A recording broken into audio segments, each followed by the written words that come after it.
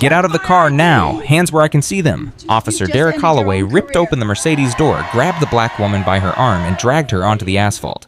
His knee pressed into her back. His hand forced her face against the hot pavement. His body cam recorded every second. This vehicle is stolen and you're under arrest. Officer, I'm a federal judge. My ID is in my purse. Shut up. You have the right to remain silent. The handcuffs clicked shut. What Holloway didn't know. No, what he'd refused to verify despite dispatch clearing her vehicle 3 minutes earlier was that the woman he was grinding into the pavement had sent his former partner to prison last month. Federal Judge Lorraine Mitchell. 22 years on the bench. Former military intelligence. And in exactly 3 hours she would end his career with the same precision she'd used to dismantle criminal empires. He thought he was destroying her. He was destroying himself. Before we continue, subscribe to this channel and follow this story to the very end. Comment below with the city you're watching from. I want to see how far this story travels. Raymond Mitchell kissed his wife goodbye at 7:15 that Tuesday morning, same as he'd done for 31 years. Don't forget Saturday, Lorraine reminded him. Marcus has his basketball game at 3. I'll be there. You be careful on that commute. She laughed. Raymond, I've driven the same route for 22 years. I know, I just worry. You always worry. That's my job. She squeezed his hand and walked to her black Mercedes. The morning sun caught the silver in her hair. 58 years old, and she still moved with the discipline West Point had drilled into her 4 decades ago. Raymond watched from the doorway until she turned the corner. He didn't know it would be the last normal morning of their lives. Lorraine merged onto Jefferson Avenue at 8:31 a.m. Her mind was already in the courtroom reviewing the arguments she'd heard yesterday in Patterson versus Montgomery Police Department. 17 plaintiffs, all black, all stopped without cause, all humiliated, searched, some beaten. Today she would deliver her ruling. 3 miles behind her, Officer Derek Holloway sat in his patrol car outside a gas station phone pressed to his ear. I see her, he said. Black Mercedes just passed Franklin. The voice on the other end belonged to Roger Simmons, calling from the county jail where he awaited transfer to federal prison. $3.2 million. That's what Judge Lorraine Mitchell had cost him. His career, his freedom, his life. Don't screw this up, Simmons growled. Make it look random. Stolen vehicle, resisting arrest, whatever. Just make her pay. I got it. Derek, I'm serious. That woman destroyed me. I want her destroyed. Holloway ended the call and pulled onto Jefferson Avenue. He'd been planning this for 37 days. Ever since Mitchell's ruling. Ever since Simmons had called from lockup drunk on smuggled liquor screaming about revenge. Holloway had photographed her car outside the courthouse. He'd memorized her route. He'd studied her schedule. Today was the day. He spotted her Mercedes at 8:43 a.m. His lights flashed. Lorraine glanced in her rearview mirror, red and blue closing fast. She was 5 blocks from the courthouse. She'd done nothing wrong. But she was also a black woman in Alabama, and she understood what this moment demanded. She signaled, slowed, pulled to the curb. She placed both hands on the steering wheel where they could be seen. She waited. Her father's voice echoed from 40 years ago. William Mitchell Pullman Porter, serving white passengers in luxury cars while being forbidden to eat in the same dining room. Baby girl, when they stop you, you be calm. You be polite. You survive first fight later. Promise me. I promise, Daddy. She was 12 when she made that promise. She was 58 now, and she still kept it. Holloway took his time approaching. Slow walk, hand on holster, making her wait, making her nervous. 15 years on the force had taught him how to weaponize authority. He reached her window and leaned down. License and registration. No good morning, no explanation, no courtesy. Lorraine kept her voice level. Good morning, officer. May I ask why I've been stopped? License and registration, now. Of course, my purse is on the passenger seat. I'm going to reach for it slowly. Don't move. She froze. Holloway's eyes swept the interior. Leather briefcase. Pressed blazer, hanging in back. Nothing incriminating. Just a well-dressed black woman who didn't look scared enough. That irritated him. Step out of the vehicle. Officer, I haven't received an explanation for this stop. I'm happy to provide identification, but... I said get out. This car is flagged as stolen. The accusation hit like a slap. Lorraine's mind started cataloging. Flagged as stolen. Her vehicle. The car she'd purchased 18 months ago. The car registered in her name, insured in her name, parked in her driveway every night. This vehicle is not stolen. It's registered to me. If you'll verify my identification, exit the vehicle now." His hand moved to his weapon. Across the street, a young man in a tailored suit stopped dead on the sidewalk. David Chen. 3 years as Lorraine's clerk before joining the DA's office. He knew her car, he knew her face, and he knew exactly what he was watching. He pulled out his phone, started recording. Lorraine opened her door slowly, stepped out, stood at her full height, shoulders, back, chin raised. 22 years of commanding courtrooms had taught her how to hold ground. "Place your hands on the vehicle." "Officer, I am Judge Lorraine Mitchell of the Federal District Court. My identification." "I don't care if you're the Queen of England. Hands on the vehicle." She complied. From the sidewalk, an elderly black man shouted, "She told you who she is. Check her ID." Holloway spun. "Mind your business." "This is my business. I watched you pull her over for nothing. One more word and you're going to jail, too." The old man's wife grabbed his arm, pulled him back, but he kept watching, kept his phone raised. Holloway turned back to Lorraine, reached for his cuffs. "You're making a mistake, officer. The only mistake is you driving a stolen car. Check my registration, check my plates, verify my identity. After I search the vehicle." His radio crackled. "Dispatch. Unit 47 vehicle plate Romeo Hotel Tango shows registered to Lorraine Mitchell. No flags, no alerts. Repeat, no match for stolen BMW." Holloway heard every word. He ignored it. "Turn around. Hands behind your back." Lorraine's heart slammed against her ribs. Dispatch had just cleared her. He'd heard it, and he was still going to cuff her. This wasn't a mistake. This was intentional. "Officer Dispatch just confirmed. I said turn around." He grabbed her arm, spun her, wrenched her hands behind her back. The cuffs bit into her wrists. Cold metal on warm skin. For one fraction of a second, Lorraine wasn't a federal judge. She was 12 years old again. Watching her father bow his head to white passengers on the train, swallowing his pride to put food on the table, coming home with slumped shoulders and wounded eyes telling her, "Baby girl, you're going to change things. You're going to be somebody they can't touch." She blinked. The memory passed. But the wounded open didn't. A second patrol car arrived. Officer Marcus Webb, 29, 3 years on the force, stepped out with confusion written across his face. He'd been called for backup on a stolen vehicle recovery. What he found was a handcuffed woman in professional attire, a growing crowd of civilians with phones raised, and his partner looking unhinged. "Derek, what's happening?" "Stolen vehicle, suspect detained." Webb looked at the Mercedes, looked at the woman, looked at the crowd. "Did you check her ID?" "Search the vehicle." "Derek, maybe we should..." "That's an order, Webb. Search it." Webb hesitated. Something was wrong. The woman's calm, her posture, the way she held herself despite the cuffs. "Ma'am, is this your vehicle?" "Yes, registered in my name. I am Judge Lorraine Mitchell, Federal District Court, Eastern Division." Webb's face drained. "Derek, she says she's a federal judge. And I say she's a car thief. Search the damn vehicle." Across the street, David Chen ended his recording and made 3 calls. Chief Justice Rodriguez, District Attorney Williams, Judge Mitchell's clerk. Each call lasted less than 30 seconds. Each set something in motion that couldn't be stopped. Webb opened the Mercedes door, checked the glove compartment, found registration papers, insurance documents, both displaying the name Lorraine Mitchell. "Derek, these documents match. Her name's right here. Could be forged. Forged registration with the state seal. Check the trunk." Webb popped the trunk and went still.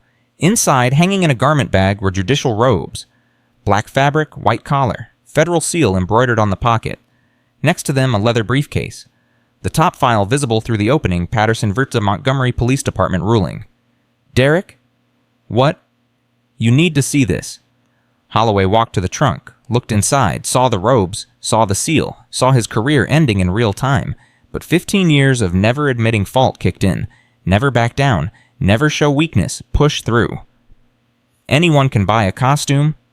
Webb stared at him. "A costume, Derek, that's a federal seal. Those are real robes." "I said it could be fake." Derek Dispatch cleared her vehicle. Her documents match. She's got judicial robes in her trunk. What more do you need? "I need you to follow orders." Their argument drew attention. More phones appeared. More witnesses. The morning commute became a spectacle. Lorraine stood motionless. Wrists cuffed. Back straight. Face composed. But inside, a clock was ticking. 9:23 a.m. The Patterson hearing started in 37 minutes. Attorneys were gathering in her courtroom right now. Plaintiffs, 17 black men and women who'd been stopped, searched, humiliated, were taking their seats, waiting for her ruling. And she was standing on the street, handcuffed, becoming evidence for her own case. The irony burned. A new voice cut through the chaos. Officer Holloway, step away from the judge, now.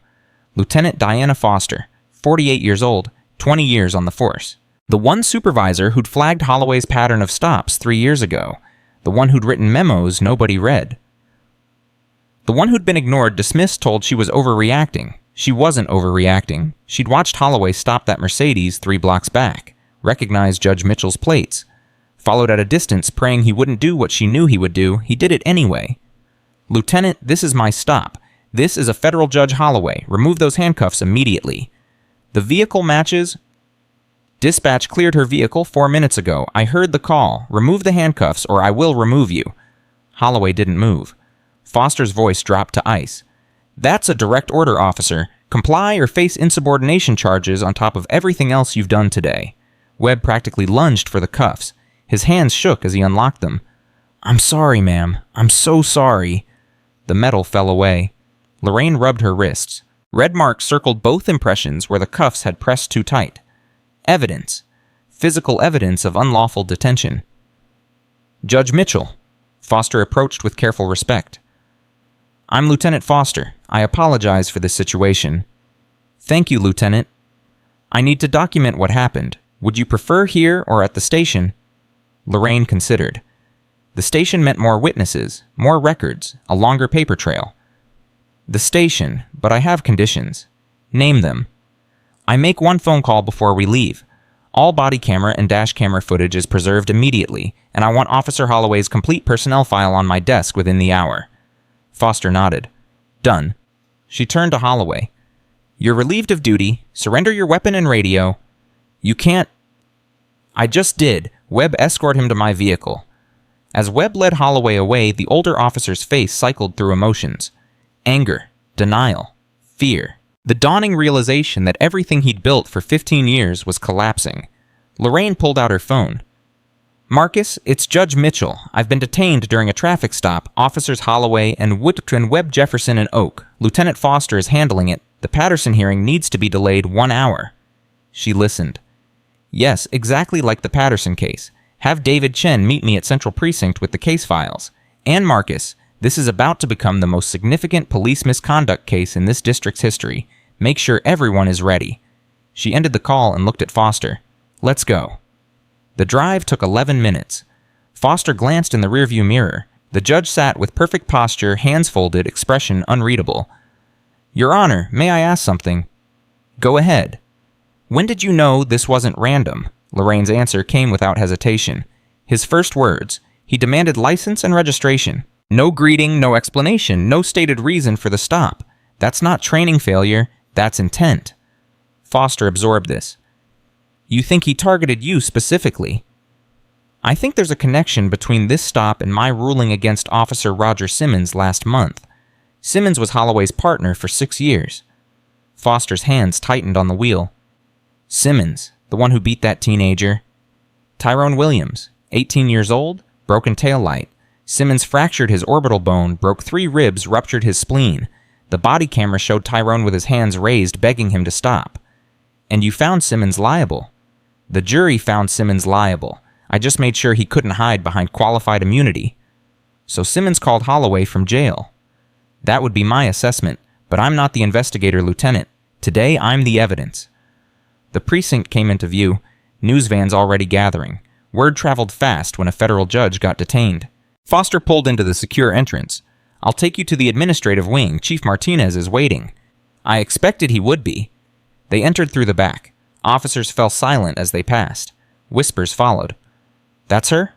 The federal judge. Holloway cuffed a federal judge. He's done.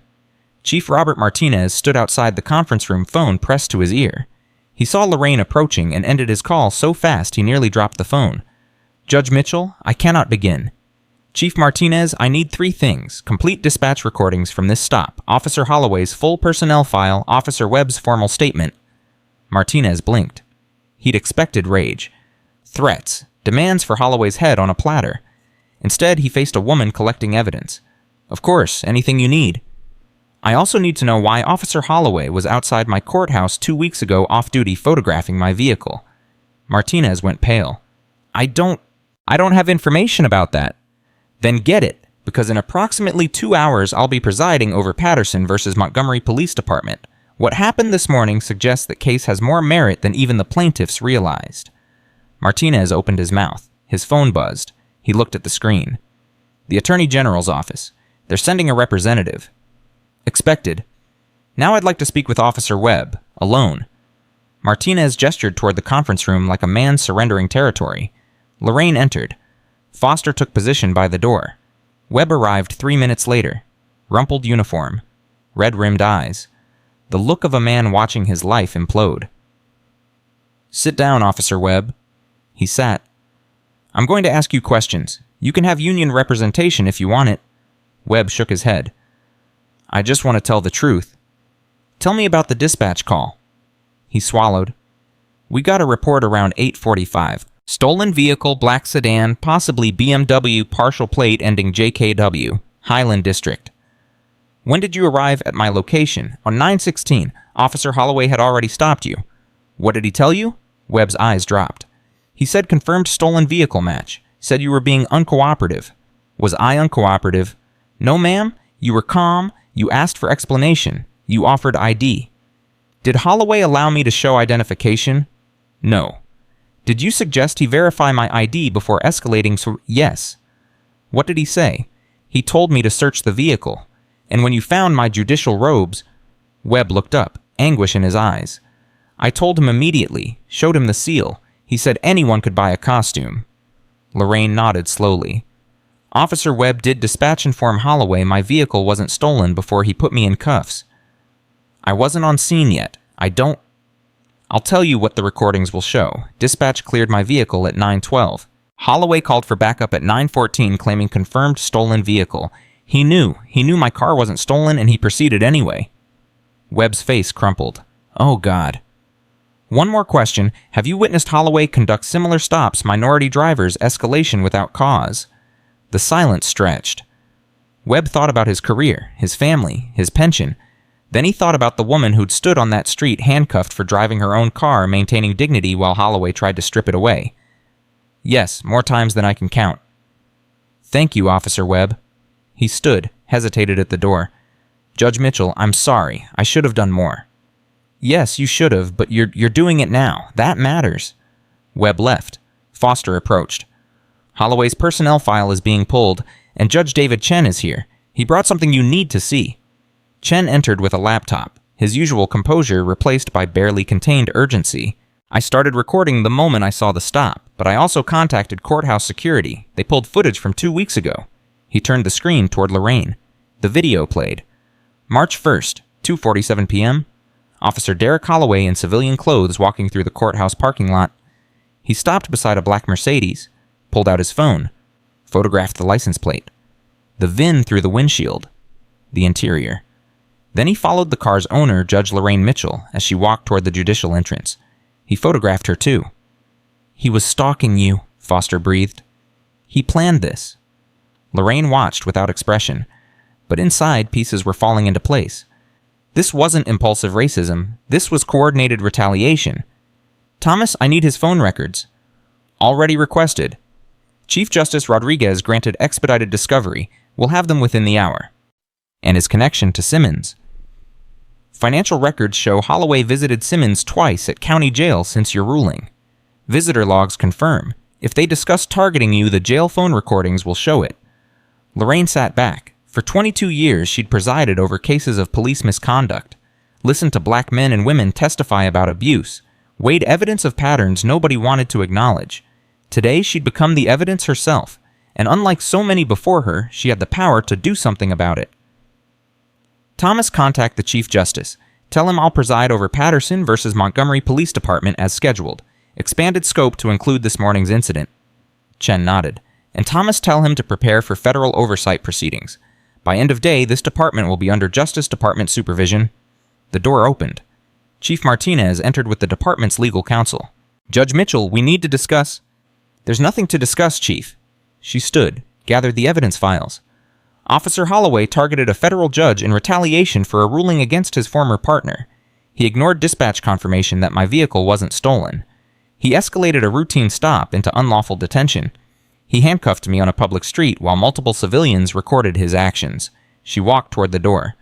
But I'm not going to destroy your department. I'm going to fix it. And the first step is making sure everyone understands that no one, not officers, not chiefs, not anyone, is above the law. She checked her watch. 10:47 a.m. I have a courtroom to get to. As she walked through the precinct, officers parted like water. Nobody met her eyes. The power dynamic had shifted completely. Martinez caught up with her at the exit. Judge Mitchell, please? Can we discuss this privately? There may be mitigating circumstances. She stopped. Turned. Mitigating circumstances. Chief, your officer stalked me for 2 weeks, photographed my vehicle, coordinated with a convicted felon, ignored dispatch, handcuffed me in public, and when his own partner found my judicial robes, he called them a costume. She leaned closer. What mitigating circumstances would you like to discuss? Martinez had no answer. Lorraine walked out the door into the morning sun toward her waiting car. Behind her, Derek Holloway sat in an interrogation room, finally beginning to understand. He'd woken up planning to destroy her career. By sunset, she would destroy his, and the entire world was about to watch. 11:02 a.m. Lorraine Mitchell walked through the federal courthouse doors exactly 47 minutes late. The security officers recognized her immediately, their faces shifting from professional neutrality to barely concealed shock as they took in her disheveled appearance. Her silk blouse, pressed and perfect that morning, now bore wrinkles from being forced against hot pavement. Red marks still circled her wrists where the handcuffs had pressed too tight. Judge Mitchell, are you all right? She didn't slow down. I'm fine, Officer Banks. Has my clerk been notified I'm here? Yes, ma'am. He's waiting in your chambers, along with Chief Justice Rodriguez. That stopped her. The Chief Justice, in her chambers, waiting. She nodded once and continued toward the elevator. Marcus Thompson, her clerk for the past 7 years, met her the moment the elevator doors opened. His face told her everything she needed to know. Word had spread. Everyone knew. Judge Mitchell, I tried to delay the hearing, but the plaintiff's attorneys are refusing. They say any delay works against their clients. They're right. What's the current status in the courtroom? Standing room only. Press has filled the gallery. The Patterson plaintiffs are all present. And Judge Mitchell. He lowered his voice. Chief Justice Rodriguez brought something. He said you need to see it before you take the bench. They reached her chambers. Marcus opened the door. Chief Justice William Rodriguez stood by the window, a manila folder in his hands. 71 years old, 38 years on the federal bench, appointed by 2 different presidents. He turned when Lorraine entered, and his expression made her blood run cold. Elaine, close the door. She closed it. Marcus remained outside. I heard what happened, Rodriguez said. David Chen called me from the scene. Are you injured? No, just humiliated. Humiliation is temporary. What you're about to see is not. He handed her the folder. Lorraine opened it and felt the ground shift beneath her feet. Phone records, text messages, financial transactions, all bearing Derek Holloway's name. The first page showed calls between Holloway and Roger Simmons.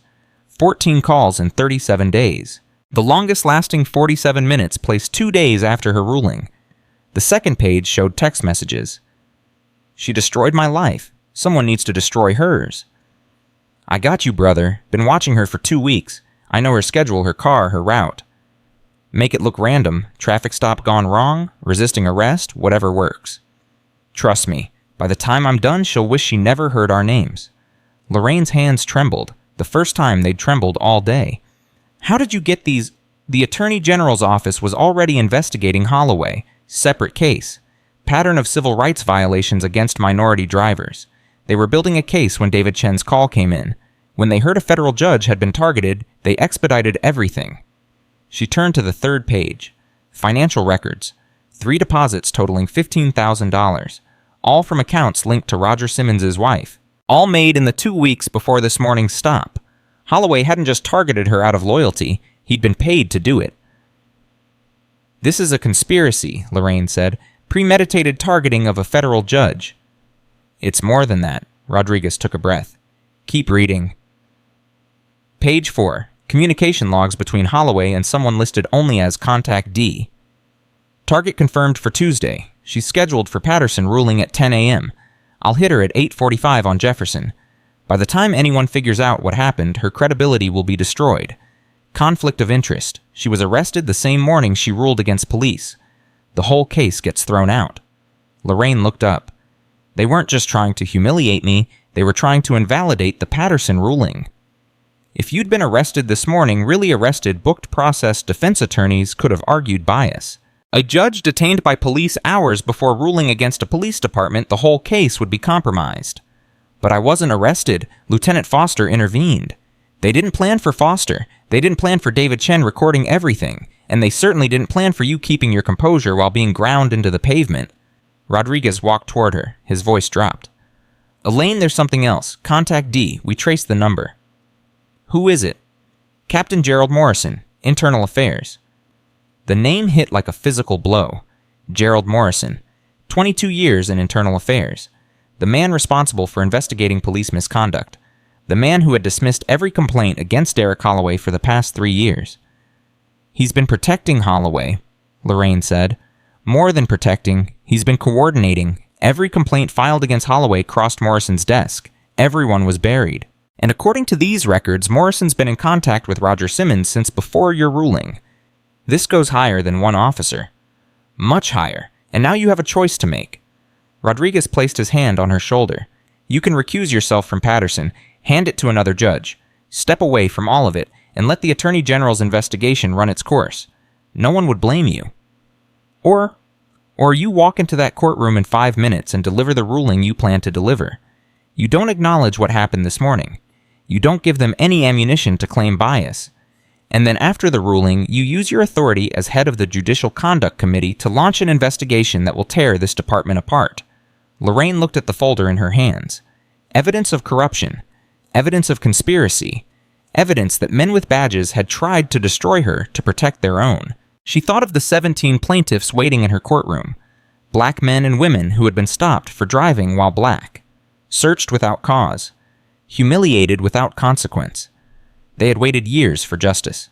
She thought of her father, William Mitchell, Pullman Porter, bowing his head so she could raise hers. She thought of Tyrone Williams, 18 years old, hands raised, begging Officer Simmons to stop while his ribs cracked under the blows. She thought of the red marks on her own wrists. I'm taking the bench, she said. Rodriguez nodded. He'd known she would. Then you should know the Attorney General's representative is already in the gallery. FBI agents are standing by. The moment you deliver your ruling, they'll move on Morrison and anyone else connected to this conspiracy. They're waiting for my ruling. They're waiting for you to make it impossible to claim bias. A calm, reasoned ruling based purely on evidence. No mention of this morning. No emotional statements. Just the law. Lorraine straightened her shoulders. Give me 5 minutes to change into fresh clothes. I keep a spare outfit in my closet. I'll inform the courtroom. Rodriguez walked toward the door. Stopped. Turned back. Elaine? What you're about to do takes more courage than most people will ever understand. I want you to know that. Thank you, William. Don't thank me. Just deliver justice. He left. Lorraine closed her eyes for 3 seconds. Let herself feel everything she'd been suppressing since Holloway's hands had forced her to the ground. The fear, the rage, the humiliation. Then she opened her eyes and put it away. She had work to do. 11:23 a.m. Judge Lorraine Mitchell emerged from her chambers in fresh clothes, her judicial robes settling on her shoulders with familiar weight. The same robes Derek Holloway had called a costume. Marcus walked beside her toward the courtroom. The Patterson attorneys are getting restless, he said. Defense counsel has been making noise about seeking a mistrial based on the delay. On what grounds? They're claiming the delay demonstrates bias, that you were somehow emotionally compromised before the hearing. Lorraine almost laughed. They have no idea how emotionally compromised I could have been. Let them make their motion. I'll address it. They reached the courtroom doors. Marcus opened them. All rise. The United States District Court for the Eastern District of Alabama is now in session, the Honorable Judge Lorraine Mitchell presiding. The packed courtroom rose as one, every seat filled. Press in the back? 17 plaintiffs in the first 3 rows, their attorneys standing behind tables stacked with evidence, and on the defense side, attorneys representing the Montgomery Police Department. Lorraine walked to the bench. Her eyes swept the gallery. She spotted the Attorney General's representative immediately, a woman in a dark suit watching with intense focus. Two men beside her with the unmistakable bearing of FBI agents. She spotted David Chen in the third row, laptop open, ready to document everything. She spotted Lieutenant Diana Foster in the back, still in uniform, sitting alone. And she spotted Chief of Police Robert Martinez in the front row, face tight with barely controlled panic. He knew, he had to know by now, his department was about to be dismantled. "Be seated." The courtroom sat. Defense counsel stood immediately. "Your Honor, before we proceed, I'd like to raise a matter of urgent concern." "Proceed, Mr. Crawford." "Your Honor, we've learned that you were involved in an incident with Montgomery police officers this morning, an incident that may have created personal bias against my clients. We move for an immediate mistrial and reassignment of this case to another judge." Murmurs rippled through the gallery. Lorraine let them settle before responding. "Mr. Crawford, are you suggesting that an incident I experienced this morning, an incident involving officers who are not parties to this case, somehow compromises my ability to evaluate evidence that was submitted weeks ago?" "Your Honor, the appearance of impartiality. Let me be clear about something, Mr. Crawford. The evidence in Patterson versus Montgomery Police Department has been reviewed, analyzed, and considered over a period of 7 months. My conclusions were reached before this morning. What happened to me today is not relevant to this ruling. With respect, Your Honor. Furthermore," Lorraine's voice cut like a blade, "if this court were to recuse every judge who had experienced injustice, we would have no judges at all. The law does not require judges to be untouched by the world. It requires us to apply the law fairly, despite our experiences. That is exactly what I intend to do." Crawford opened his mouth to continue. "Your motion for mistrial is denied. Sit down, Mr. Crawford." He sat. Lorraine let the silence hold for 5 seconds. "This court has reviewed the evidence presented in Patterson versus Montgomery Police Department. 17 plaintiffs allege a pattern of discriminatory traffic stops, unlawful detentions, and civil rights violations by officers of the Montgomery Police Department. The plaintiffs allege that these violations were not isolated incidents, but represented systemic failures of training, supervision, and accountability." She opened her ruling. "After careful review of dispatch records, body camera footage, civilian testimony, and departmental policies, this court finds the following." The courtroom held its breath. "First, the evidence demonstrates a clear pattern of discriminatory enforcement. Analysis of traffic stop data shows that black drivers in Montgomery are stopped at a rate 7 times higher than white drivers despite similar rates of traffic violations." Chief Martinez's face went gray. "Second, the evidence demonstrates systematic failures in the department's complaint process. Of 847 civilian complaints filed against officers in the past 5 years, only 12 resulted in disciplinary action. This represents a complaint substantiation rate of 1.4%, dramatically below national standards." The plaintiff's attorneys exchanged glances. This was more than they'd hoped for. "Third, the evidence demonstrates deliberate interference with accountability mechanisms. Internal affairs records show complaints being dismissed without investigation, witness statements being lost, and body camera footage being deleted in at least 17 documented instances." Lorraine looked up from her ruling. Her eyes found Chief Martinez. "This court finds in favor of the plaintiffs on all counts." Gasps from the gallery. "Monetary damages will be addressed in separate proceedings. However, the more pressing matter is institutional reform.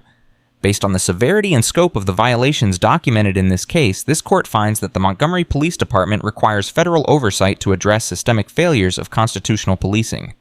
Martinez stood. "Your Honor, I must object." "Sit down, Chief Martinez. You're not a party to this proceeding, and you have no standing to object." He sat. "This court orders the following. First, the Department of Justice shall appoint a federal monitor to oversee all operations of the Montgomery Police Department for a period of not less than 3 years. Second, all traffic stop data shall be subject to independent analysis on a quarterly basis. Third, the department's complaint process shall be restructured under federal supervision. Fourth, all officers with substantiated patterns of civil rights violations shall be subject to immediate review and potential termination." She closed her ruling. This court recognizes that these measures are significant. They represent a fundamental restructuring of how this department operates. Some will argue that federal oversight is an overreach. Some will claim that a few bad actors do not justify systemic reform.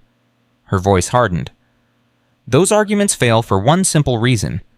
The evidence shows that a few bad actors were protected, enabled, and promoted by the very systems designed to hold them accountable. When internal oversight fails, external oversight becomes necessary. That is not overreach. That is justice. She picked up her gavel. The ruling in Patterson versus Montgomery Police Department is entered. This court is in recess until 2 p.m. The gavel fell. The courtroom erupted. Plaintiffs embraced their attorneys. Reporters rushed for the doors. Chief Martinez sat frozen in his seat staring at nothing. And in the back of the gallery, the Attorney General's representative nodded to her agents. It was time. 12:47 p.m. The FBI moved within minutes of the ruling. Captain Gerald Morrison was arrested at his desk in the Internal Affairs Office. 2 agents walked in, placed him in handcuffs, and read him his rights, while his subordinates watched in stunned silence.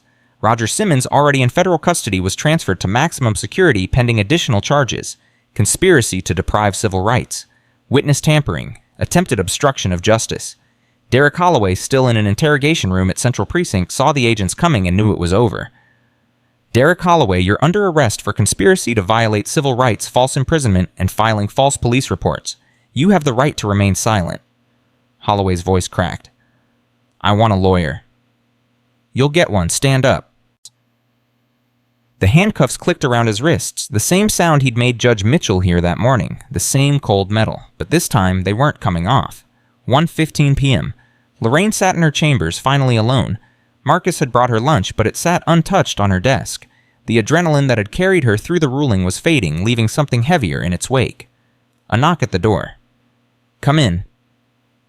Lieutenant Diana Foster entered, still in uniform. She'd aged 10 years since that morning.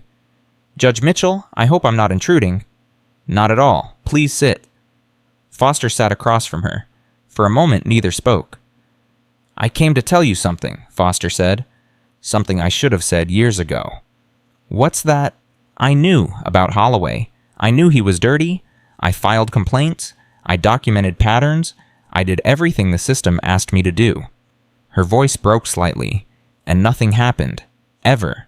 Because Morrison buried everything. Chib, you couldn't have known about Morrison. Maybe not, but I could have done more. Gone outside the system. Gone to the FBI, gone to the press. Instead, I followed procedure and watched him hurt people for 3 years. Lorraine studied her, a woman caught between loyalty and conscience, a woman who had finally chosen conscience. Lieutenant, this morning you responded to my stop. You intervened. You documented everything. You ordered Holloway to remove the handcuffs when he refused. That's basic decency. No, that's courage. In a system that punishes officers who speak against their own, you spoke. That matters. Foster's eyes glistened. It doesn't feel like enough. It never does, but you did what was right, and because of that, Holloway is in federal custody instead of back on the street. Morrison's conspiracy is exposed, and 17 plaintiffs finally have justice. Foster nodded slowly. What happens now? Now we rebuild. The department will be under federal oversight. That means new leadership, new training, new accountability. Some officers won't survive the transition, and others? Others will have the chance to become what they should have been all along. Police who protect everyone, not just some. Foster stood. I'd like to be part of that. The rebuilding, if they'll have me. Lorraine smiled. I'll make sure they know your value, Lieutenant. Foster paused at the door. Judge Mitchell, thank you for not letting them break you. They never could have, Lieutenant. My father made sure of that. Foster left. Lorraine sat in silence. Her phone buzzed. Raymond. Elaine, I just saw the news. My God, Elaine, are you okay? They're saying you were handcuffed on the street like a criminal. I'm okay, Raymond, I promise. I'm coming to the courthouse. No, stay home. I'll be there for dinner. We'll talk then. Elaine? Raymond, I love you. I'm safe. I'll be home by 6. We'll talk about everything. A long pause. I love you too. You're the strongest woman I've ever known. I learned it from watching Daddy, and from you. She ended the call, looked at the folder on her desk, the evidence of conspiracy, the proof that men with power had tried to destroy her for doing her job. They had failed. 2 p.m. The afternoon session convened with even more spectators than the morning. Word had spread about the FBI arrests, about Morrison, about the scope of the conspiracy. Lorraine took the bench, face composed, voice steady. Before we proceed, I have an announcement. In light of evidence that has emerged today regarding deliberate interference with this court's proceedings, I am exercising my authority as chair of the Judicial Conduct Committee to initiate a formal investigation into corruption within the Montgomery Police Department and its Internal Affairs Division. The gallery buzzed. This investigation will examine not only the events of today, but patterns of misconduct dating back at least 5 years. All officers with documented complaints will be subject to review. All internal investigations will be reopened. All evidence will be examined by independent federal authorities. She paused. I want to be clear about something. This is not retaliation for what was done to me this morning. This is the consequence of what has been done to hundreds of citizens over many years. Citizens who were stopped without cause, searched without warrant, humiliated without recourse. My experience this morning simply provided evidence of a pattern that was already clear to anyone who cared to look. Chief Martinez stood. Your Honor, I'd like to address the court. You may speak, Chief Martinez. He walked to the podium. His hands shook slightly. Your Honor, on behalf of the Montgomery Police Department, I want to express my deepest apologies for what happened this morning. Officer Holloway's actions were inexcusable. They violated every protocol we have. They also violated federal law, Chief. An apology is insufficient. I understand. I also want to announce that I am tendering my resignation effective immediately. Gasps from the gallery. The failures that have been exposed today happened on my watch. Whether I knew about them or not, I was responsible for this department. I failed the citizens of Montgomery. I failed my officers who serve with honor. And I failed you, Judge Mitchell. He placed an envelope on the podium. I will cooperate fully with the federal investigation. I will provide all documents, all communications, everything the investigators need. It's the least I can do. Lorraine studied him for a long moment. Chief Martinez, your resignation is noted. Your cooperation is expected. And for what it's worth, the courage to accept responsibility is the first step toward redemption. Martinez nodded once and returned to his seat. 3:45 p.m. David Chen entered Lorraine's chambers with final documents. The FBI has completed initial arrests, Holloway Morrison and 2 other officers connected to the conspiracy. Roger Simmons is facing additional charges. His wife is being questioned about the financial transfers. What's the total scope?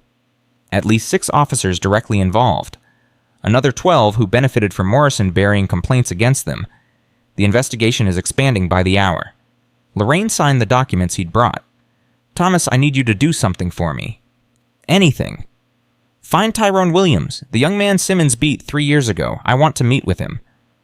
Judge Mitchell, is that appropriate? You ruled on his case. The case is closed. Simmons is in prison. I'm not meeting with Tyrone as a judge. I'm meeting with him as someone who now understands what he experienced. Chen nodded. I'll find him. 4:30 p.m. The courthouse slowly emptied. Reporters filed their stories. Attorneys packed their briefcases.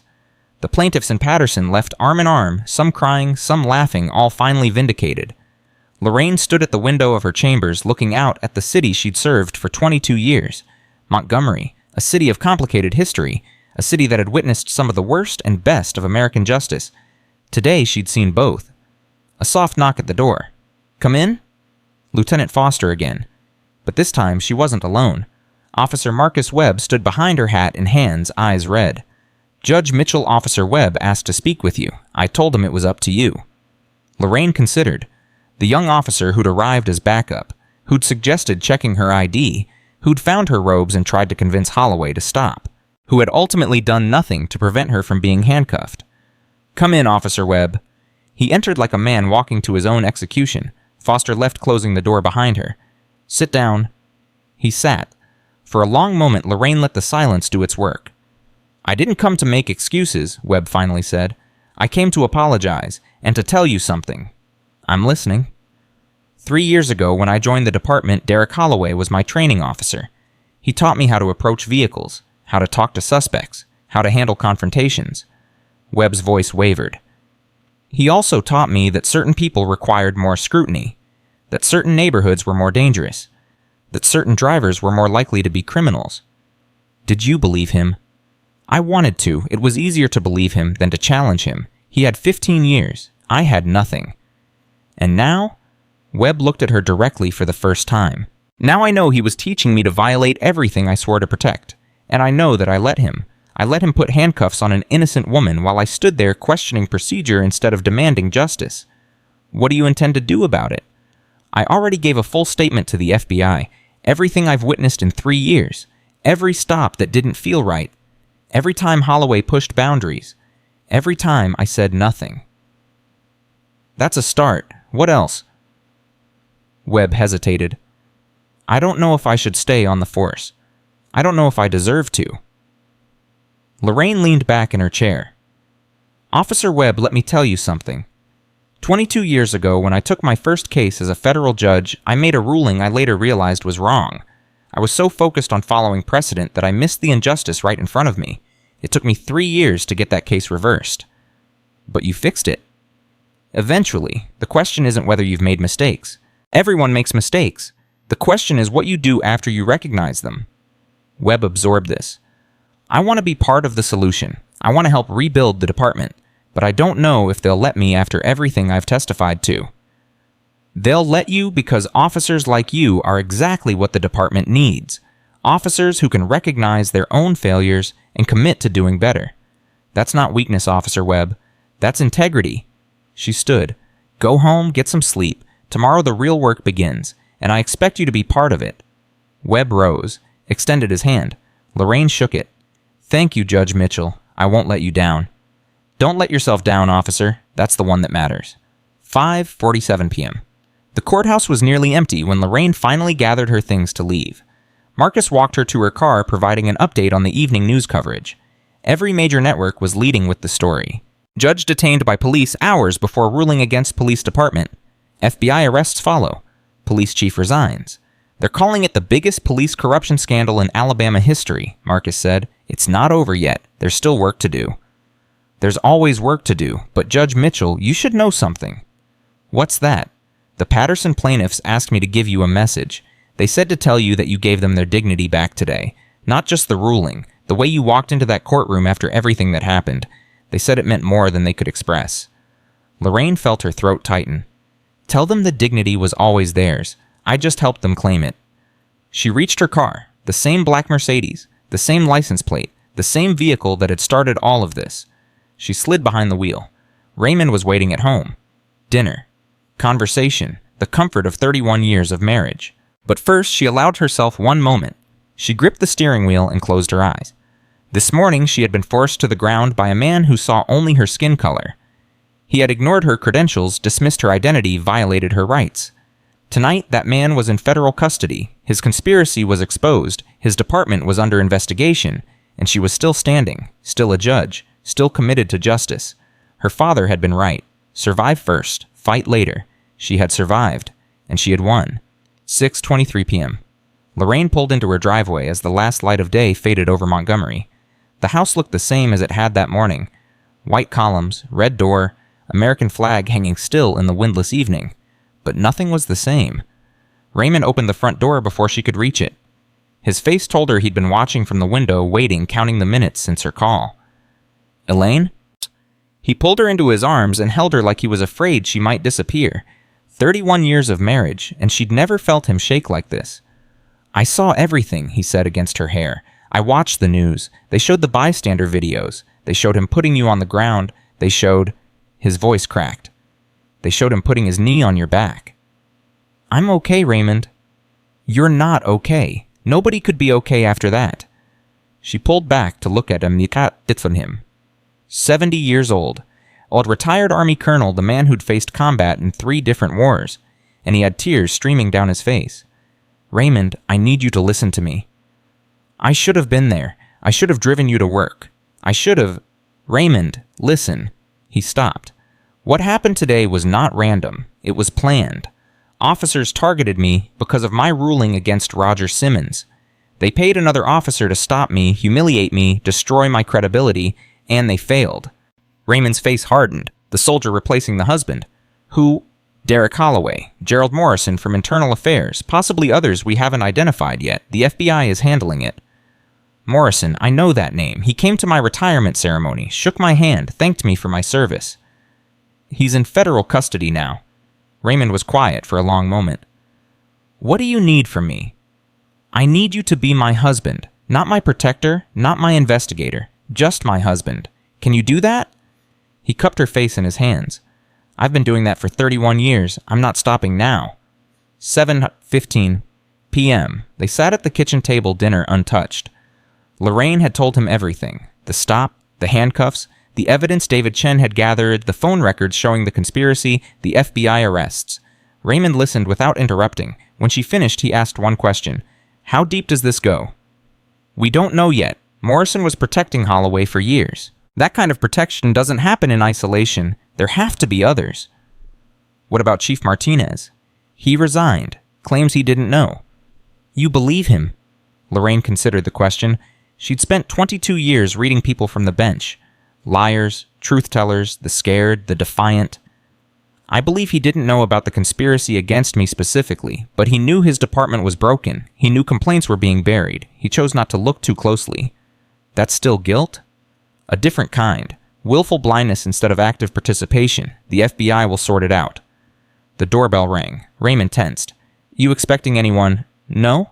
He stood. I'll get it. Raymond? I spent 40 years in the Army Elaine. I can answer my own door. He walked to the front entrance. Lorraine heard voices, low conversation, then footsteps returning. Raymond reappeared with two people behind him. David Chen, and a young black man Lorraine didn't recognize, until she looked at his face. The orbital bone that had been shattered was now healed but slightly asymmetrical. The eyes that had seen violence still carried shadows. The young man who had been beaten unconscious by Roger Simmons 3 years ago was standing in her kitchen. Tyrone Williams. Judge Mitchell's turn, Chen said. You asked me to find him. He wanted to come immediately. Tyrone stepped forward. 21 years old now, dressed in a Montgomery University sweatshirt, looking at her with an expression she couldn't quite read. Judge Mitchell, I saw the news. I saw what they did to you. Tyrone, please sit down. He sat across from her. Raymond and Chen remained standing silent witnesses. I wanted to thank you, Tyrone said, for the ruling against Simmons, for making sure he went to prison. Nobody else would do anything. Not the police, not the district attorney. Only you. I didn't do anything special, Tyrone. I followed the evidence. That's not true. His voice strengthened. You looked at me like I was a human being, not a suspect, not a thug, not a black kid who probably did something to deserve getting beat. You looked at me like I mattered. Lorraine felt her throat tighten. You do matter, Tyrone. You always did. When I saw those videos today, he stopped, swallowed hard. When I saw him put you on the ground, I thought about what Simmons did to me. I thought about how scared I was, how much pain, and I watched you you didn't break. You didn't give them anything. I was terrified, Tyrone. I want you to know that. I was terrified every second. But you didn't show it. Neither did you. I read your medical records. I read the witness statements. Even while Simmons was breaking your ribs, you kept your hands raised. You kept saying, I'm not resisting, I'm not resisting. You didn't give him any excuse. Tyrone's eyes glistened. I thought if I just stayed calm, he would stop. He should have stopped. That's on him, not you. When they told me this morning that Holloway was working with Simmons, that they'd been planning to hurt you together, Tyrone shook his head. I wanted to find Holloway myself. I wanted to make him feel what I felt. I understand that feeling. But then I watched your ruling. I watched you walk into that courtroom like nothing had happened. I watched you give those 17 people justice. And I realized something. What? The best revenge isn't violence, it's winning, and you won. Lorraine reached across the table and took his hand. We won, Tyrone. Every person Holloway ever stopped illegally. Every victim Morrison ever silenced. Every plaintiff in the Patterson case. We all won today. Tyrone held her hand for a long moment. What happens now? Now we rebuild. The department goes under federal oversight. New leadership, new training, new accountability. Will it actually change? It's changed already. Captain Morrison is in federal custody. Holloway will never wear a badge again. 6 other officers are under investigation. The chief resigned. And tomorrow I begin formal hearings on the scope of the corruption. This time nobody gets protected. Tyrone nodded slowly. Can I do anything to help? Tell your story. When the time comes, if you're willing, testify about what Simmons did to you. Testify about the system that failed you. Your voice matters. I'll do it. I'll do whatever it takes. He stood. Then unexpectedly, he leaned down and hugged her. Thank you, Judge Mitchell, for being the person my grandmother always told me existed. The one who would see us. Lorraine hugged him back. Thank your grandmother for raising a young man strong enough to survive what you survived. That's a gift beyond measure. 8:47 p.m. After Tyrone and Chen left, Lorraine sat with Raymond in the living room. The television was on muted and showing continued coverage of the day's events. Her face appeared every few minutes. The bystander videos played on loop. "They're calling it the biggest police corruption case since Rodney King," Raymond said. "It's bigger than that. King was about one incident caught on camera. This is about a system designed to protect abusers. That's harder to prosecute, but more important to fix." Her phone buzzed. A text from Chief Justice Rodriguez. "AG wants to meet tomorrow, 8 a.m., my chambers. FBI has new evidence." She typed back, "I'll be there." "What is it?" Raymond asked. "More evidence. The investigation is expanding." "Of course it is. Corruption never stays small. It grows until something exposes it." The doorbell rang again. Raymond's hand moved toward the drawer where he kept his service weapon. "Stay here." He walked to the door, opened it. Lorraine heard a voice she didn't recognize. "Sir, I'm sorry to disturb you. My name is Angela Morrison. I need to speak with Judge Mitchell." Raymond's reply was ice. "Morrison. Any relation to Gerald Morrison? He's my husband." Silence. "Please, I know what he did. I know what they all did, but I have information the judge needs to hear. Information that could protect her." Lorraine stood and walked to the door. Angela Morrison was in her mid-40s, well-dressed, expensive jewelry, the wife of a corrupt police captain who had probably lived very well on money that wasn't earned honestly, but her eyes held something Lorraine recognized. Fear. Real fear. "Mrs. Morrison, what information?" Angela glanced behind her at the empty street. "Can I come in, please? I don't know if I was followed." Raymond stepped back, hand still near his weapon. Angela entered quickly. Lorraine closed the door. "You have 2 minutes, Mrs. Morrison." "Gerald called me from federal custody. One phone call. He's a loud one and he wasted it on me. Do you know what he said?" "Tell me." "He said there were others. People above Morrison. People Holloway never knew about. He said the conspiracy didn't start with Roger Simmons getting convicted. It started years ago." Lorraine felt the ground shift again. "What do you mean, years ago, Boo?" "Gerald has files. Hidden files. Not at the precinct at our house. He kept them as insurance. Names, dates, payments. He told me where to find them and told me to bring them to you." "Why me?" Angela's voice broke. "Because you're the only judge in this city he couldn't buy. He said you were the only one who could be trusted with what's in those files." She reached into her purse and pulled out a flash drive. "I haven't looked at it. I don't want to know what's on it. But Gerald said it would expose everyone. Everyone who's been part of this for years." Lorraine took the flash drive. Small, innocuous, potentially explosive. "Why are you doing this, Mrs. Morrison? Your husband is facing federal charges. This could make things worse for him." Angela laughed bitterly. "Worse?" "My husband has been lying to me for 20 years. He's been taking money from criminals. He's been protecting officers who hurt people. He helped plan an attack on a federal judge. What could possibly be worse?" She wiped her eyes. "I married a police officer because I believed in justice. I raised my children to respect the law, and now I find out their father has been the enemy of everything I taught them. That's not your fault?" "No, but staying silent would be. Whatever is on that drive, I want it used. I want everyone who participated in this to face consequences, even if that includes my husband." She moved toward the door. "I'm going to my sister's house in Birmingham. When the news breaks about whatever's on that drive, I don't want to be in Montgomery. My children are already there." She opened the door.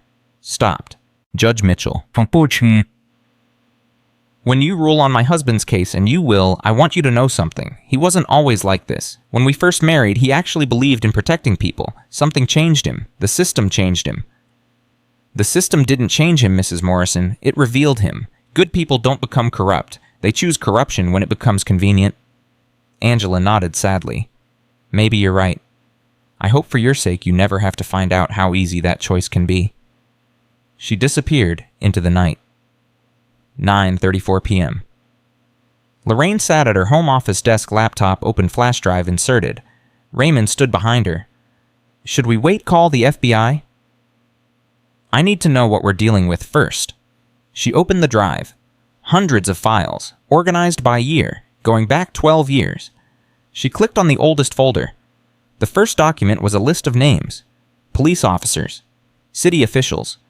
2 names jumped out immediately. Judge Harold Patterson, retired 3 years ago. The judge who had dismissed Tyrone Williams' initial complaint against Simmons citing insufficient evidence. District Attorney Robert Caldwell, still in office. The man who had declined to prosecute dozens of police misconduct cases over the past decade. My God, Raymond breathed. Lorraine kept scrolling. Bank records, offshore accounts, money flowing from sources she didn't recognize to names she knew all too well. Meeting minutes from a group that called itself the Foundation.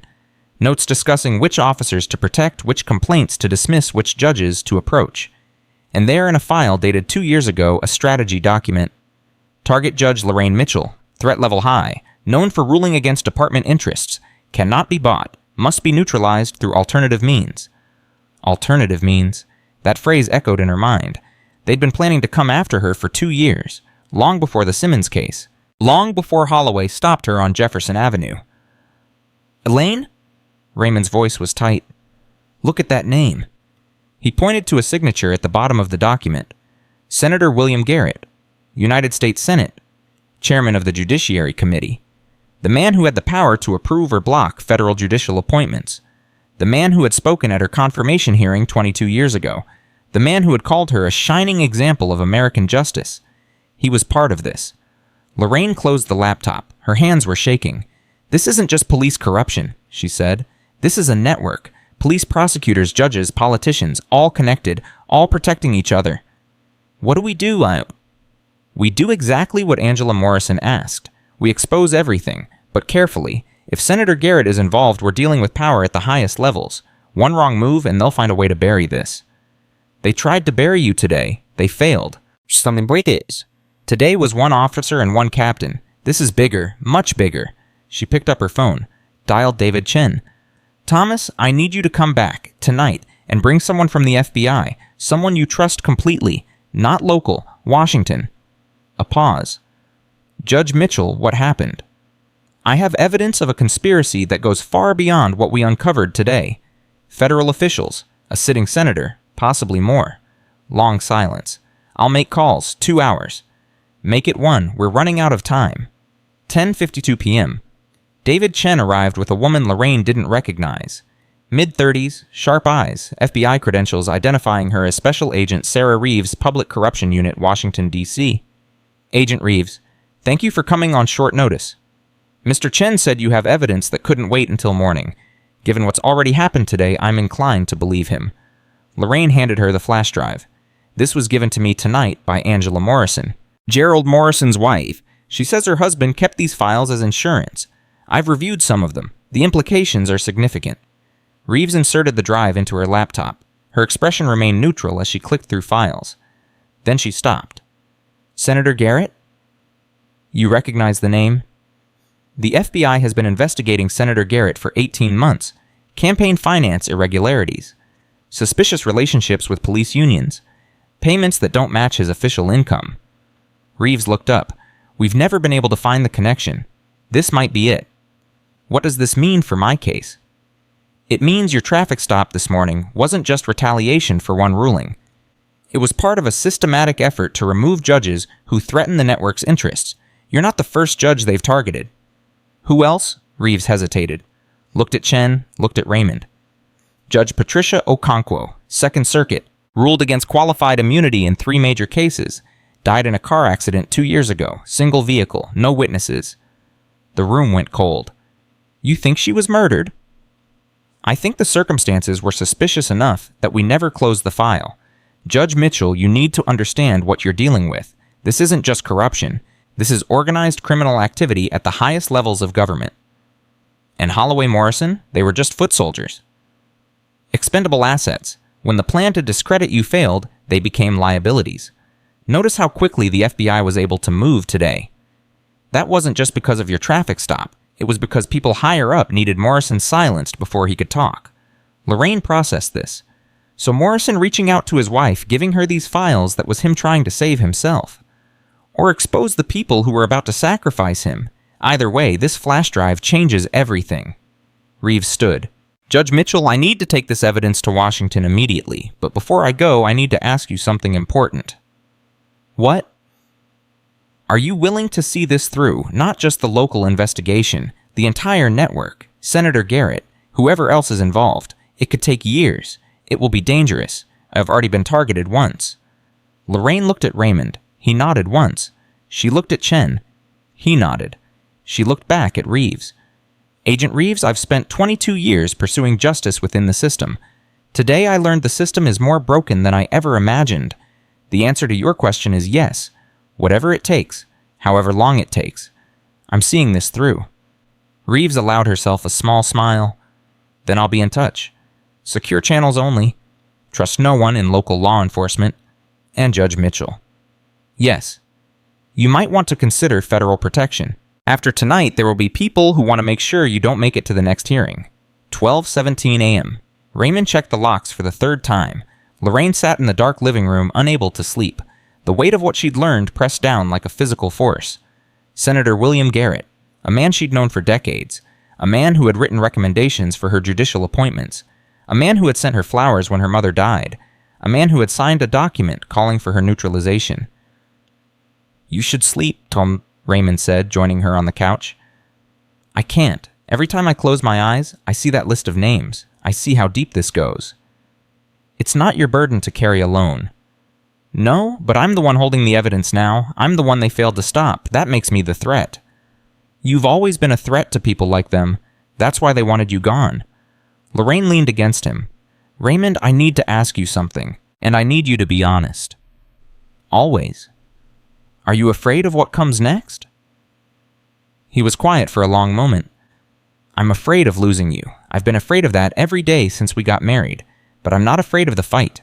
I've been fighting my whole life, and I've never been more proud to fight beside you than I am right now. It could get worse before it gets better. It always does. That's how justice works. The darkness pushes back hardest right before it loses. She took his hand. I love you, Raymond Mitchell. I love you too, Elaine Mitchell. Now get some rest. Tomorrow we start taking down a senator. 6:15 a.m. The phone woke her. Lorraine grabbed it, heart pounding. 2 hours of sleep, fragments of nightmares she couldn't remember. Judge Mitchell, this is Agent Reeves. What is it? We have a situation. Roger Simmons was found dead in his cell 45 minutes ago, apparent suicide. Lorraine sat up. Suicide? That's what it's being called. I don't believe it. Neither do I. There's more.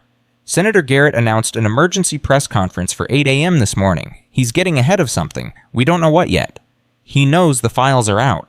That's my assessment. Judge Mitchell, you need to get to the courthouse as early as possible. Stay in public view. Stay surrounded by people. Don't travel alone.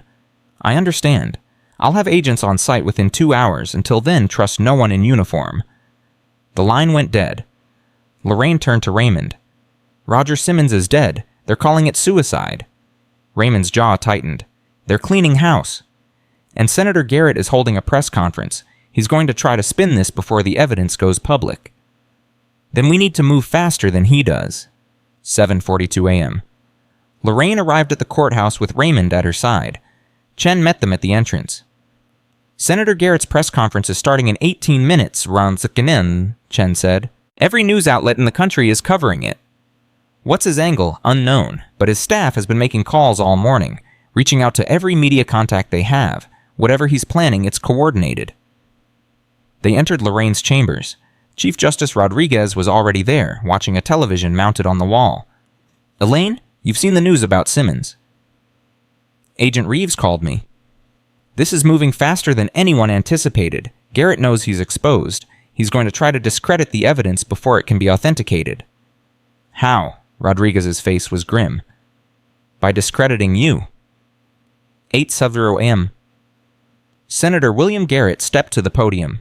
Silver hair perfectly styled. American flag pin on his lapel, the picture of distinguished authority. Good morning. I'm here today to address disturbing allegations that have come to my attention regarding attempts to undermine our judicial system. Lorraine watched from her chambers surrounded by Rodriguez, Chen, and Raymond. Over the past 24 hours, we've seen a calculated attack on the Montgomery Police Department. A federal judge has used her position to advance a personal vendetta, manipulating evidence and destroying careers based on manufactured accusations. Chen swore under his breath. He's not just getting ahead of the story, he's flipping it completely. Garrett continued. Judge Lorraine Mitchell's conduct yesterday raises serious questions about her fitness for the bench. Her so-called traffic stop incident appears to have been staged to create grounds for the unprecedented federal oversight she imposed on the Montgomery Police Department. This is not justice. This is judicial activism at its most dangerous. Lorraine felt her blood run cold.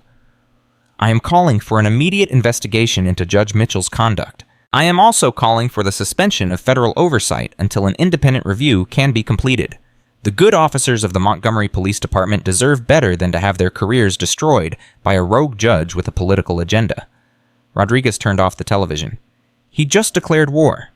He just lied to the entire country, Chen said. Every word of that was false. It doesn't matter if it's false. What matters is how many people believe it. Lorraine's voice was steady despite the storm inside her. He's trying to shift the narrative. Make me the villain. Make the investigation look like overreach. It won't work, Raymond said. The evidence is overwhelming. The evidence has to be seen to matter, and right now Senator Garrett controls the conversation. A knock at the door. Agent Reeves entered face tense. We have a problem. 3 senators have already issued statements supporting Garrett's call for investigation. The Judiciary Committee is scheduling emergency hearings. They're trying to remove me from the bench, Lorraine said. They're trying to discredit you enough that any ruling you make can be challenged. If they succeed, the Patterson oversight gets thrown out. Morrison's case gets compromised. Everything unravels. Rodriguez spoke up. Then we don't let them control the narrative. Elaine, you need to make a statement. Today, before Garrett's version becomes the only version. A statement isn't enough. They'll spin whatever I say. Then don't just make a statement. Chen leaned forward. Hold a hearing. A public hearing. Put the evidence on display. Let the country see what you saw. Lorraine considered this. A public hearing meant exposing everything, the flash drive, the conspiracy, the senator, all of it before the FBI had finished their investigation. It was risky. It might be the only way. Thomas, how quickly can we convene a judicial conduct hearing?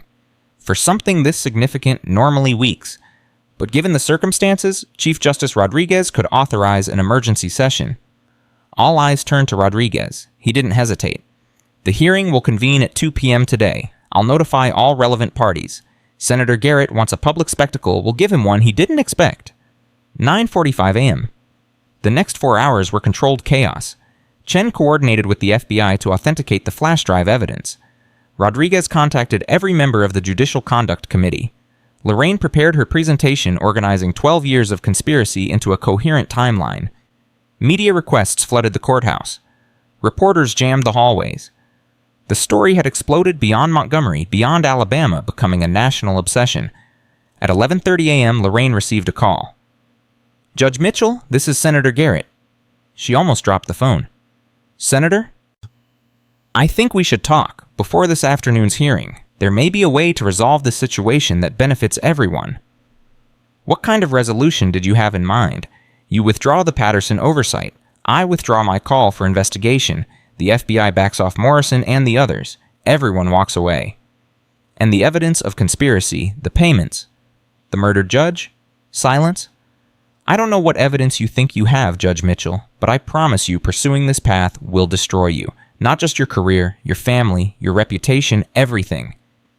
Is that a threat, Senator? It's a reality check. You're a district judge in Alabama. I'm a United States Senator.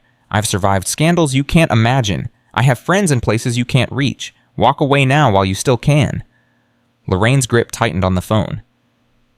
Senator Garrett let me offer you a reality check of my own.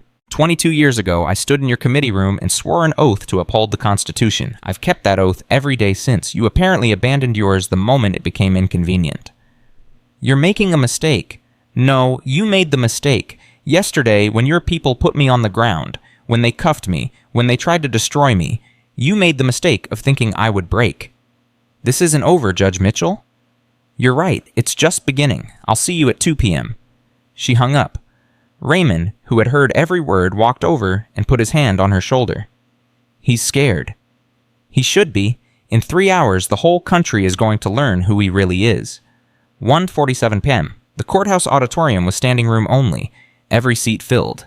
Cameras lining the walls, press from every major network. Citizens who had waited in line for hours just to witness what was about to happen. Senator Garrett sat in the front row surrounded by lawyers and aides. His face was composed, but his eyes betrayed uncertainty. Chief Justice Rodriguez took the podium.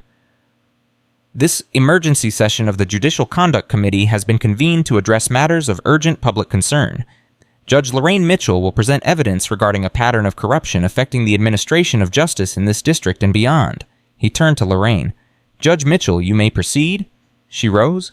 22 years had led to this moment. Her father's voice echoed in her memory. Baby girl, you're going to be somebody they can't touch. She was about to prove him right. Distinguished members of the committee, citizens of Montgomery, citizens of this nation, what I am about to present will challenge everything you believe about the institution sworn to protect you. She clicked the first slide. 2 days ago, I was handcuffed on a public street by Officer Derek Holloway. He claimed my car was stolen. It was not. He claimed I matched a suspect description. I did not. He ignored dispatch confirmation that my vehicle was legitimate. He proceeded anyway. Click. This was not a mistake. This was a coordinated attack authorized at the highest levels of law enforcement and government. And the evidence I'm about to show you proves it. The room fell silent. The truth was finally about to be told. 2:03 p.m. Lorraine clicked to the next slide and let the silence stretch across the auditorium. Every eye fixed on the screen. Every breath held. This document was obtained from files kept by Captain Gerald Morrison of Internal Affairs. It is dated November 14th, 2 years ago. The subject line reads, Target Assessment Federal Judiciary. She read aloud.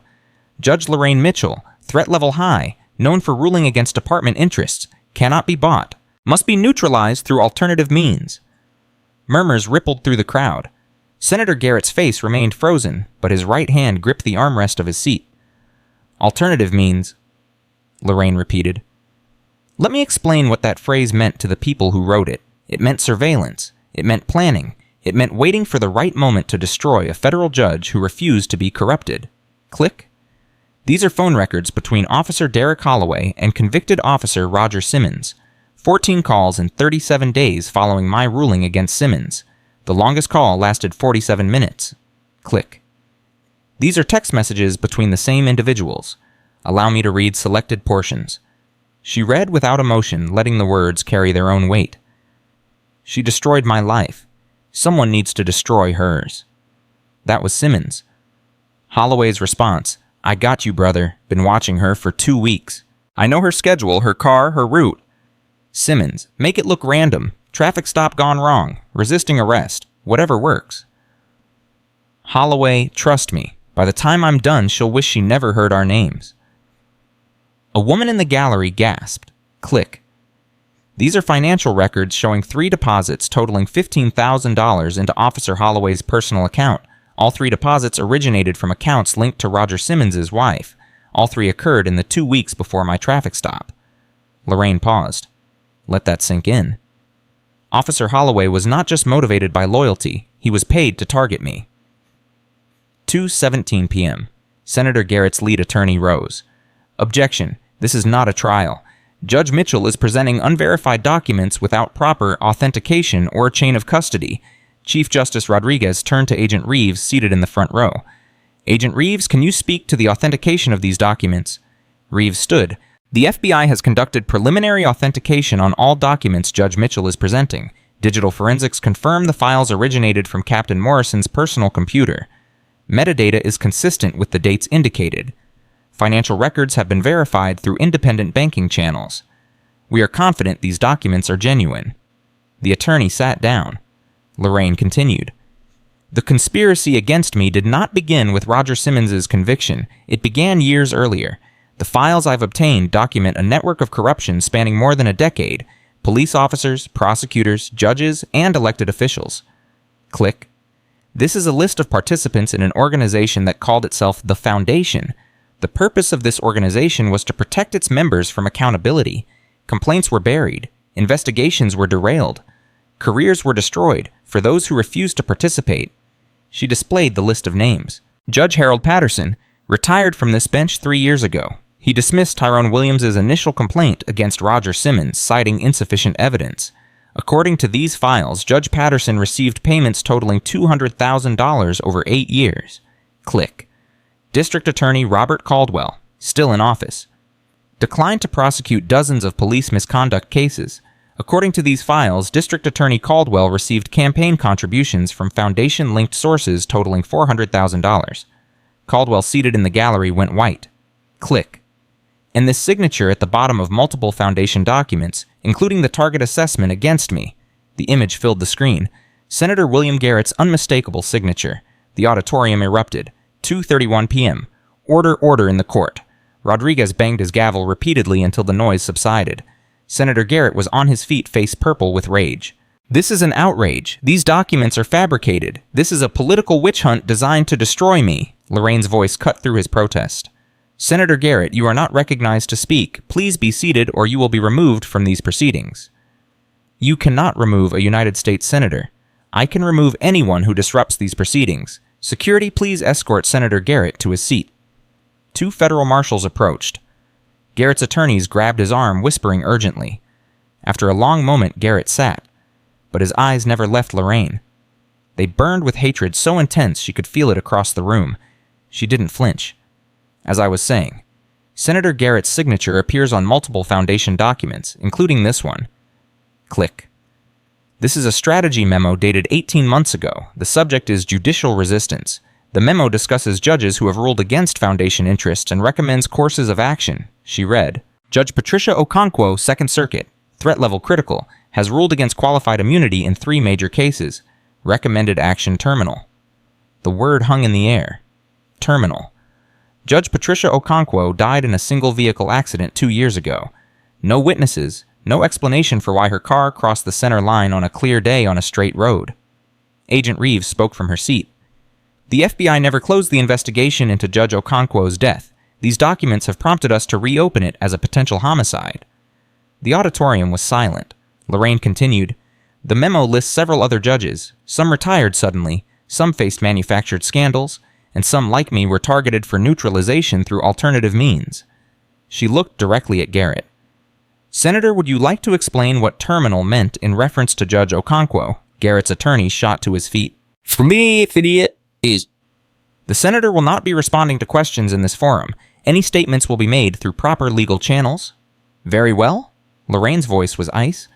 Then let the record show that Senator Garrett declined to explain documentation bearing his signature that appears to authorize the murder of a federal judge. That is an outrageous characterization. Is it? Let's see what the evidence says. 2:48 p.m. Click. This is a communication log between Captain Morrison and an individual identified only as Contact G.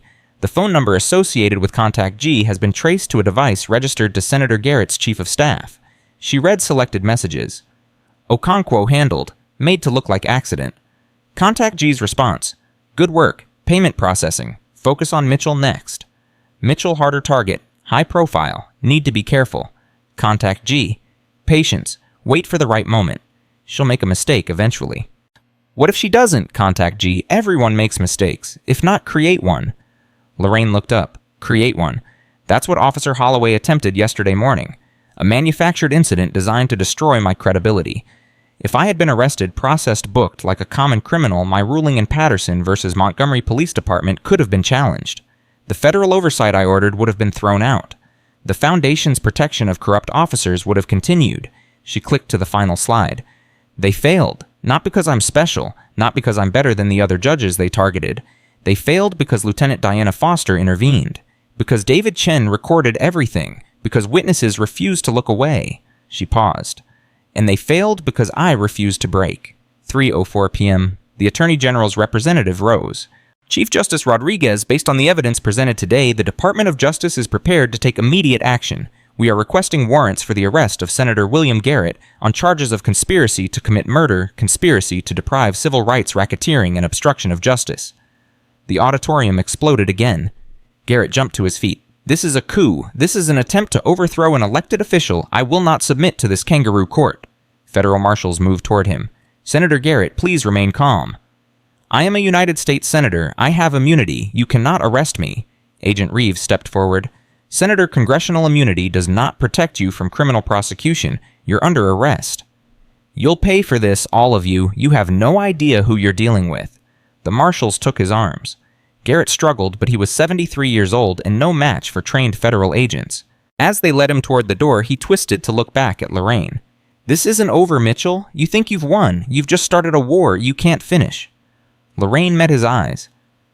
Senator, I've been fighting this war for 22 years. I'm just getting started. The doors closed behind him. 3 to 19 p.m. The hearing continued for another hour. Evidence was entered into the record. Witness statements were taken. Legal procedures were established for the investigations to come. But the emotional peak had passed. Senator Garrett was in federal custody. The foundation was exposed. The conspiracy that had targeted judges, protected corrupt officers, and possibly murdered at least one person was finally irrevocably in the light. When Rodriguez finally adjourned the hearing, Lorraine remained at the podium for a long moment. 22 years of service. 22 years of believing the system could work if good people fought for it. Today, she had proved herself right. David Chen approached her. Judge Mitchell, the media is requesting a statement. Not yet. First, I need to make some calls. To whom? The families. Judge Okonkwo had 2 children. They deserve to know what really happened to their mother before they see it on the news. Chen nodded slowly. I'll get you the contact information. 4:45 p.m. Lorraine sat alone in her chamber's phone in hand. She had just finished the hardest call of her life. Patricia Okonkwo's daughter Monica was 34, a professor at Georgetown. She had spent 2 years believing her mother died in a random accident. We always knew something was wrong, Monica had said through tears. The accident didn't make sense. Mom was the most careful driver I knew. She never would have crossed the center line on a straight road. I'm so sorry, Monica. I wish I had known sooner. Judge Mitchell, is it true, was my mother murdered because she did her job? The evidence strongly suggests that yes. The FBI is reopening the investigation. Will the people responsible be punished? I will do everything in my power to ensure that they are. A long pause. My mother talked about you, you know. She said you were one of the good ones. One of the judges who actually cared about justice, not just power. Lorraine had closed her eyes. Your mother was the same. She paid for it with her life. I promise you, Monica, her sacrifice will not be forgotten. Now, alone in her chambers, Lorraine let herself feel the weight of that promise. Patricia Okonkwo, a brilliant jurist, a mother, a woman who believed in justice enough to die for it. They had killed her because she ruled against their interests. They had tried to destroy Lorraine for the same reason. The difference was luck, timing. Lieutenant Foster arriving when she did. Lorraine could have been another mysterious accident, another retired judge who vanished from public life, another name on a list that no one ever saw. She wasn't going to waste her survival. 5:23 p.m. Raymond arrived at her chambers with dinner she hadn't asked for. You need to eat. I'm not hungry. I didn't ask if you were hungry. I said you need to eat. He placed a container in front of her. Grilled chicken, rice, vegetables, the same meal he'd brought her 1,000 times over 31 years. She looked up at him. Patricia Okonkwo had 2 children. Her son is a doctor in Chicago. Her daughter is a professor at Georgetown. She missed her daughter's wedding because she was presiding over a case. Monica told me she used to resent that. Now she understands why her mother couldn't step away. Raymond sat across from her. You're thinking about what could have happened. I'm thinking about what did happen, to Patricia, to the other judges on that list, to every victim who was silenced because the system that should have protected them was corrupted from within. You can't carry all of that, Elaine. I'm not trying to carry it, I'm trying to fix it. That's the same thing? She shook her head. No, carrying it would mean drowning in it. Fixing it means using it as fuel. I'm not sad, Raymond. I'm angry, and I'm going to use that anger to tear this network apart piece by piece. Raymond studied her for a long moment. That's the woman I married. You thought I'd gone soft. I thought you might be tired. 22 years is a long time. What happened yesterday would break most people. I'm not most people. No, you're not. He leaned across and kissed her forehead. Eat your dinner. Tomorrow's going to be another long day. 6:15 p.m. The evening news led with Senator Garrett's arrest. Every network, every channel, every streaming platform. The footage of federal marshals leading him from the courthouse played on repeat. Commentators struggled to process what had happened. A sitting United States senator arrested on charges including conspiracy to commit murder. A federal judge who had been targeted for destruction turning the tables on her attackers. Evidence of a criminal network reaching into the highest levels of government. Some called it the biggest corruption scandal in American history. Others called it the beginning of a constitutional crisis. Lorraine watched none of it. She sat in her chambers working. There were procedures to establish, investigations to coordinate, a department to rebuild. The work didn't stop because justice had been served in one hearing. Justice was never just one hearing. It was 1,000 small decisions, 1,000 moments of choosing right over convenient. A knock at her door. "Come in?" Lieutenant Diana Foster entered still in uniform. "Judge Mitchell, I hope I'm not intruding." "Never. What is it, Lieutenant Bitz?" Foster hesitated. "I just received notification. Chief Martinez's resignation has been accepted. The department is requesting an interim chief. And they've asked me to consider the position." Lorraine set down her pen. "That's significant. What did you tell them?" "I told them I needed to speak with you first." "Why me?" Foster moved closer. "Because you're the one who made this possible. Yesterday when I intervened at that traffic stop, I didn't know what would happen. I just knew Holloway was wrong and someone needed to stop him. Now 24 hours later, we've exposed a criminal conspiracy involving a senator. The whole world is watching what happens next, and they're asking me to lead. Does that scare you? Terrifies me. Good. Anyone who isn't terrified isn't taking it seriously. What else?" Foster took a breath. "I keep thinking about all the times I could have done more. All the complaints I filed that went nowhere. All the patterns I saw and documented without taking action outside the system. Morrison buried everything and I let him because I followed procedure. You followed the rules you were given. The rules were broken. That's not an excuse. No, it's context. Foster, you're standing here because when the moment came, you made the right choice, not the easy choice, not the career-safe choice, the right one. One moment doesn't erase years of inaction. One moment is how everything starts. The question isn't what you did before, it's what you'll do now." Foster was quiet for a long moment. "If I take this position, I want to change everything. Training, accountability, culture. I want to build a department that actually protects everyone. That's exactly what federal oversight is designed to enable. You'll have resources, support, and political cover to make changes that would have been impossible before. It will make me enemies. You already have enemies. Now you'll have power to fight them." Foster nodded slowly. "I'll take the position." "Good. I'll make sure the Oversight Committee knows you have my full support." "Duh!" Foster moved toward the door. Stopped. "Judge Mitchell, there's something else. Something I didn't include in my official statement." "What?" "That morning when I was following Holloway's patrol car, I called dispatch. I asked them to confirm the stolen vehicle report. They told me the description didn't match your vehicle before Holloway even made the stop." Lorraine's eyes narrowed. "Before he made the stop?" "Yes, he pulled you over knowing your car wasn't stolen.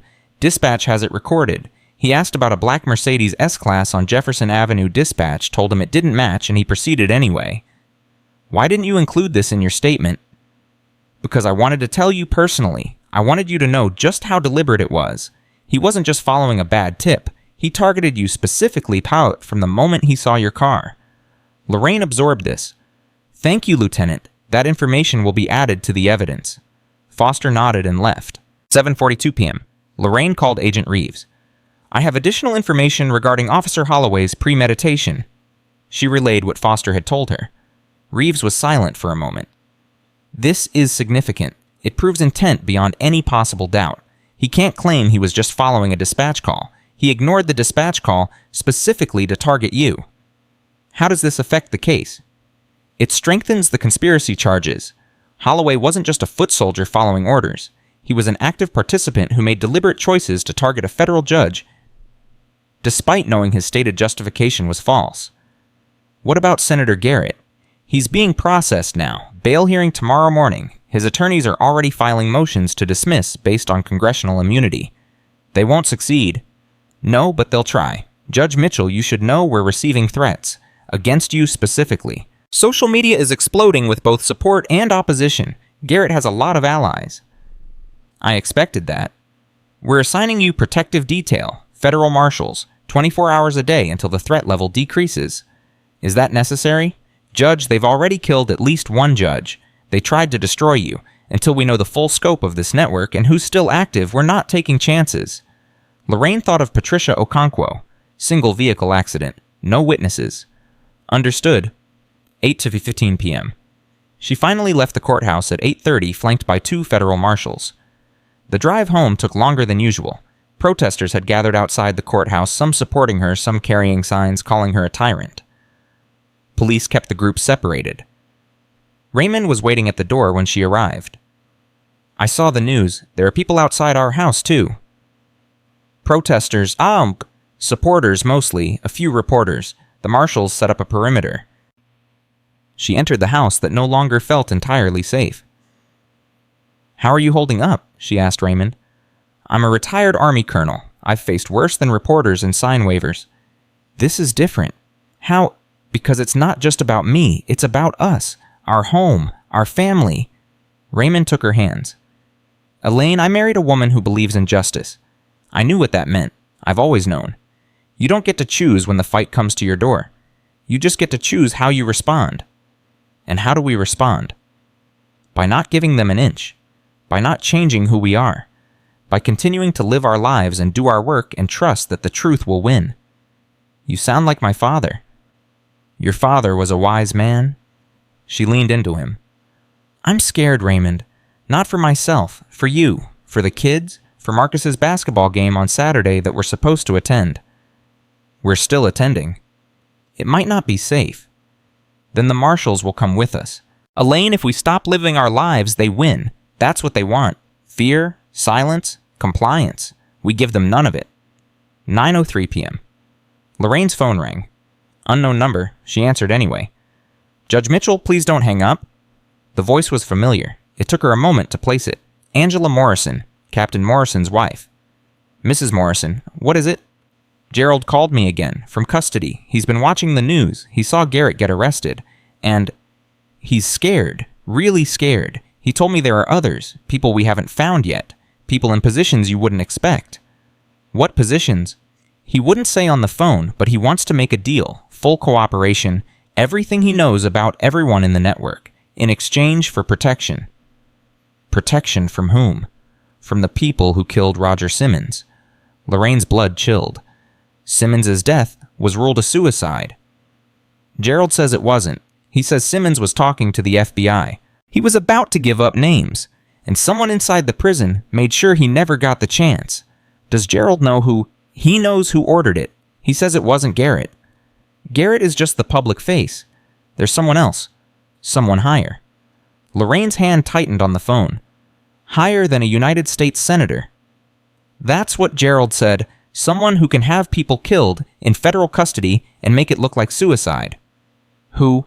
He won't tell me. He'll only tell you, in person, with full immunity guaranteed. Lorraine processed this. If Morrison was telling the truth, the conspiracy went deeper than even the flash drive revealed. Someone above Garrett. Someone with enough power to order assassinations inside federal prisons. Where is Gerald being held?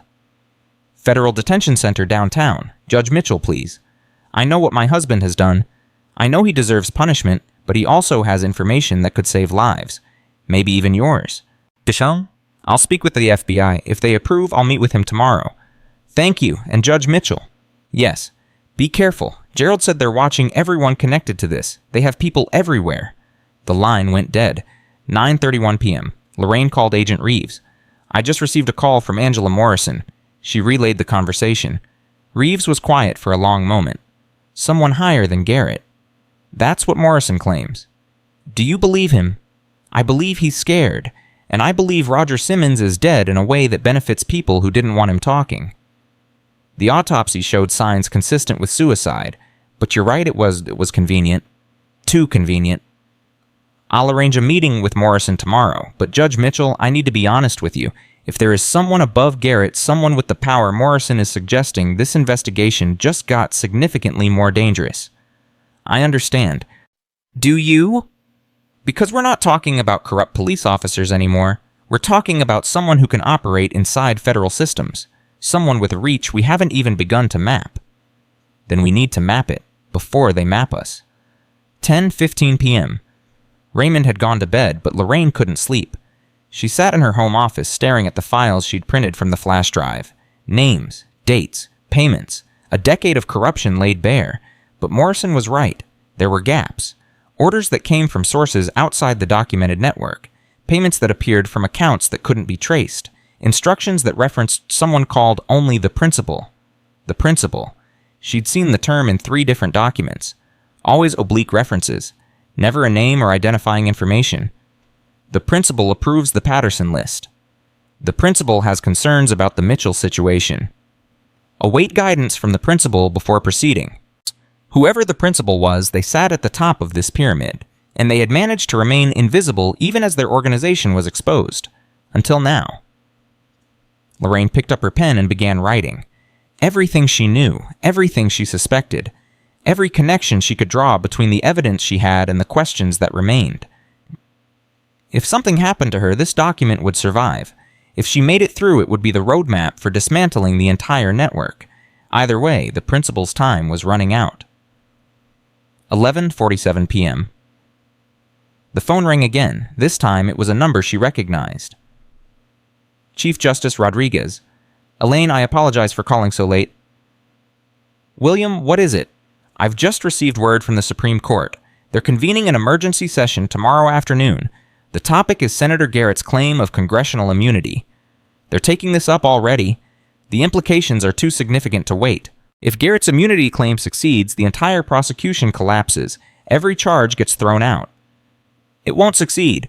Congressional immunity doesn't cover criminal conspiracy. I agree, but the fact that they're hearing it at all means someone has pull. Someone is pushing this to the top as fast as possible. Lorraine felt the pieces click together. The principal. What? There's a reference in Morrison's files. Someone called the principal. Whoever they are, they operate above Garrett. If they have influence with the Supreme Court, then they have influence everywhere. Elaine, this is beyond what any of us anticipated. I know. Get some sleep. Tomorrow we find out just how high this goes. She hung up. Sleep wouldn't come, but preparation would. Lorraine opened her laptop and began drafting the next day's strategy. The principal wanted a war. She would give them one they couldn't win. 5:47 a.m. Lorraine hadn't slept. The documents spread across her desk told a story that kept her awake all night. References to the principal, payments from untraceable accounts, a shadow network that operated above Senator Garrett, above Captain Morrison, above everyone they'd exposed so far. Raymond appeared in the doorway with coffee. You've been here all night. I had to understand the pattern. Did you find it? She looked up at him. Her eyes were tired, but something burned behind them. The principal isn't just a code name. It's a position. Someone who's held it for at least 15 years based on the documents. Different decisions, different handwriting, but always the same signature style. Multiple people have been the principal. That's what the evidence suggests. It's not a person, it's a role. When one principal falls, another takes over. The network continues. Raymond set the coffee down. Then taking down Garrett won't end this. No, but it will expose who's next in line. And that's who I'm going to find today. 6:30 a.m., Agent Reeves called with an update. The meeting with Morrison is confirmed. 9 o'clock, Federal Detention Center. But Judge Mitchell, there's been a development. What kind of development? Senator Garrett attempted suicide in his cell last night. Lorraine's blood went cold. Attempted. He's alive. Guards found him in time. He's being transferred to a medical facility. Is it actually a suicide attempt? Unknown. Could be genuine. Could be staged to move him to a less secure facility. Could be someone trying to silence him the way they silenced Simmons. What's his condition? Stable, but he's not talking. His attorneys have invoked every privilege imaginable. He's completely locked down. Then Morrison is our only path to the principal. That's why this meeting is critical. Judge Mitchell, I need to be honest. If Morrison's information is accurate, the person we're looking for has the ability to reach inside federal facilities. That means they could reach Morrison before we get to him. Then we get to him first. 8:15 a.m. The Federal Detention Center was a concrete fortress on the outskirts of Montgomery. Lorraine arrived with Agent Reeves and 2 federal marshals. Security protocols took 30 minutes.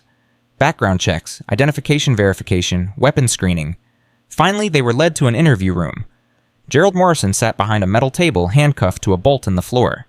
He looked like he'd aged 10 years since his arrest. His eyes were hollow. His hands trembled. Judge Mitchell, thank you for coming.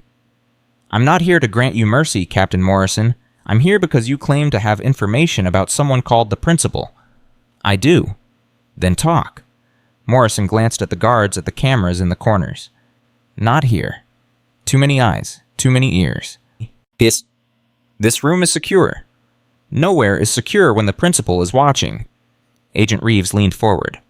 Captain Morrison, you're facing charges that will put you in prison for the rest of your life. If you want any consideration, you need to give us something actionable right now." Morrison's eyes darted around the room. "Turn off the cameras. Send the guards out. Then I'll talk." Reeves looked at Lorraine. Lorraine nodded. "Do it."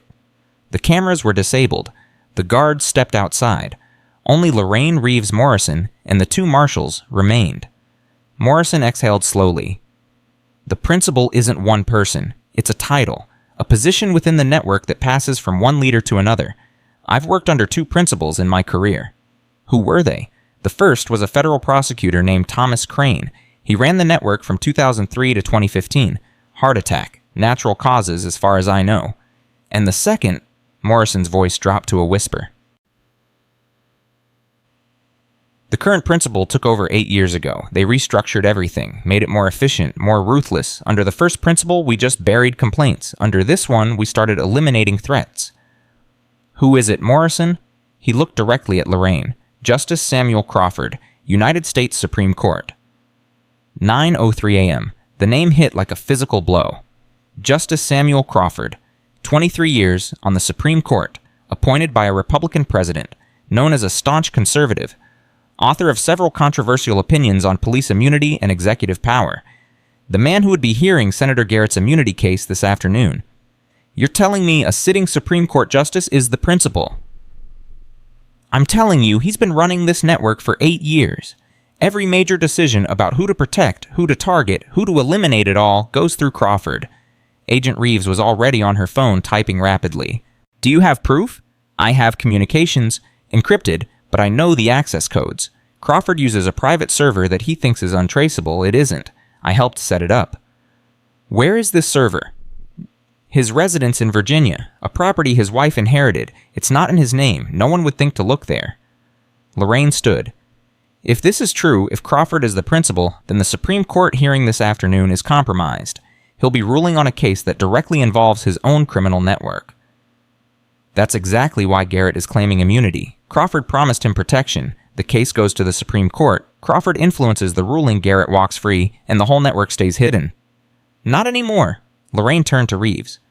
"We need to move, now, before Crawford knows Morrison has talked." 9:31 a.m. The next 2 hours were controlled chaos.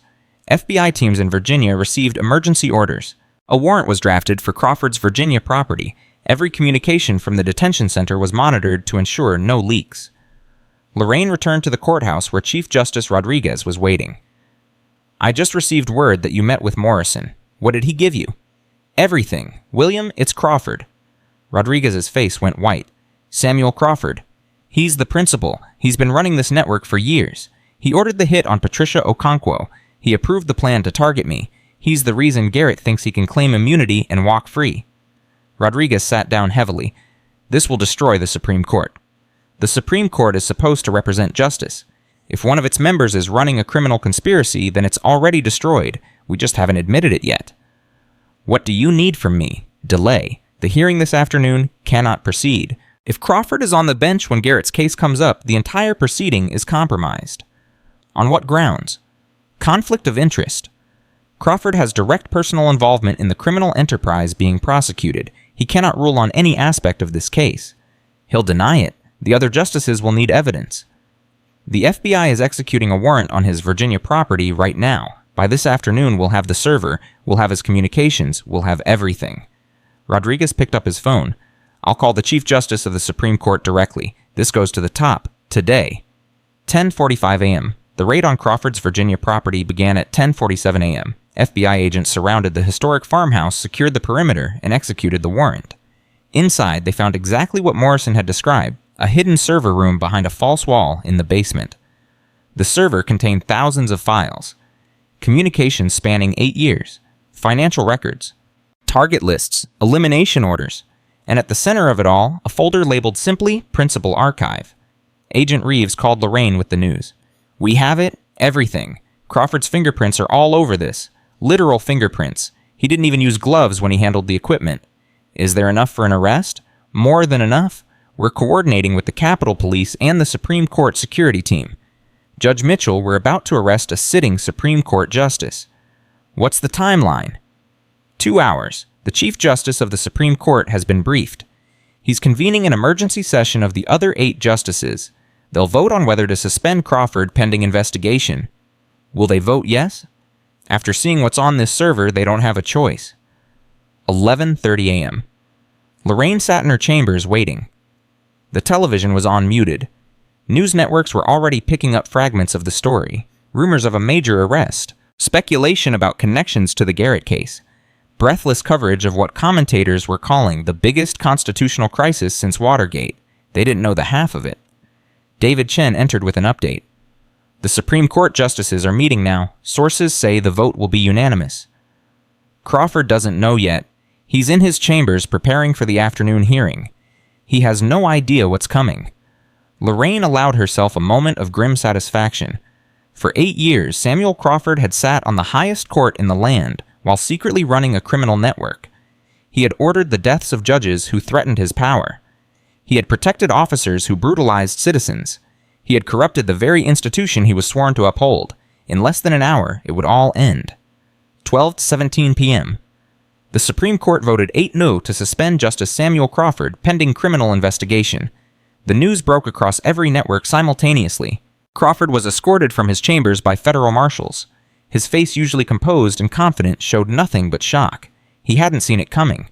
He had believed himself untouchable. He was wrong. Agent Reeves called Lorraine as Crawford was being transported. "It's done. He's in custody. The server evidence is being processed. We have enough for multiple life sentences." What's he saying? Nothing. Absolute silence.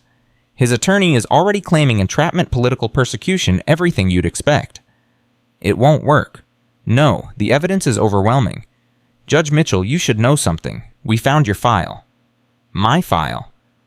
Crawford kept detailed files on everyone the network considered a threat.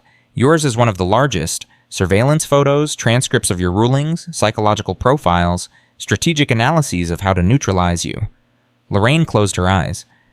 How long was he watching me? At least 6 years. You've been on his radar since you started ruling against police immunity. The traffic stop wasn't the first attempt. It was the most recent. There were others. 2 that we can identify, both made to look like accidents, both interrupted by circumstances he couldn't control. She thought about every near miss she'd experienced over the past 6 years. The car that ran a red light and nearly hit her in 2019.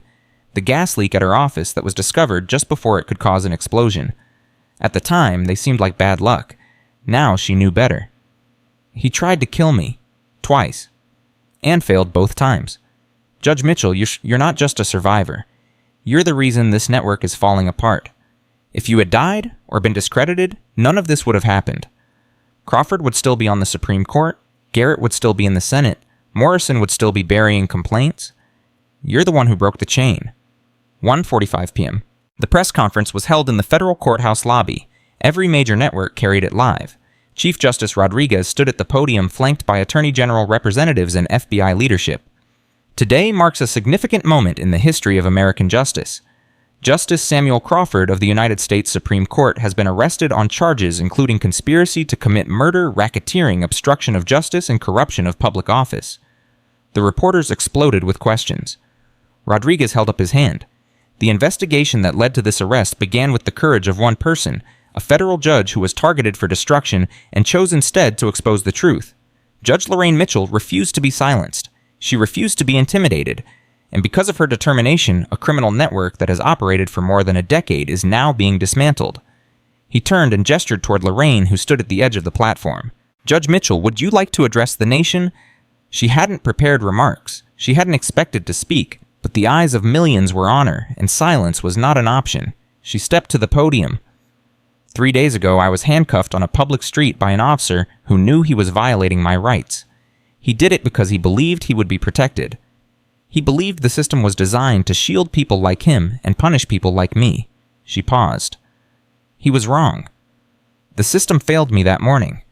But the system also gave me the tools to fight back. Evidence, procedure, law. The same structures that corrupt individuals exploit to protect themselves can be used by honest people to expose them. She looked directly into the cameras. To everyone watching who has ever been wronged by those in power, who has ever felt invisible, unheard, disposable, I want you to know something. Justice is not guaranteed. It has to be fought for. But when we fight, when we refuse to accept abuse as normal, when we demand accountability from those who claim authority over our lives, we can win. They wanted me to break. I didn't break. They wanted me to stay silent. I didn't stay silent. And today, a Supreme Court justice is in federal custody because ordinary people refused to look away. She stepped back from the podium. The applause began slowly, then built to a roar. 3:30 p.m. The afternoon brought a cascade of developments. Senator Garrett from his hospital bed agreed to cooperate fully with the investigation in exchange for consideration at sentencing. His testimony implicated 3 more members of Congress, 7 state legislators, and dozens of law enforcement officials across 5 states. Captain Morrison's full statement filled in the gaps Garrett couldn't address. Names, dates, payments, orders, the complete architecture of a criminal network that had operated in plain sight for more than 15 years. Derek Holloway, the officer who had started it all by handcuffing Lorraine on Jefferson Avenue, faced the reality of his situation. Conspiracy charges, civil rights violations, accessory to murder. His 15-year career would end with a sentence that might last longer. Officer Marcus Webb, who had testified against his partner, was offered a position in the newly restructured Montgomery Police Department. Under Chief Diana Foster's leadership, the department was beginning a transformation that would take years to complete. And in courtrooms across the country, cases that had been buried by the network were being reopened. Victims who had been silenced found their voices.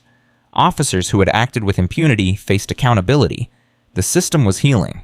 Slowly, painfully, but unmistakably. 5:15 p.m.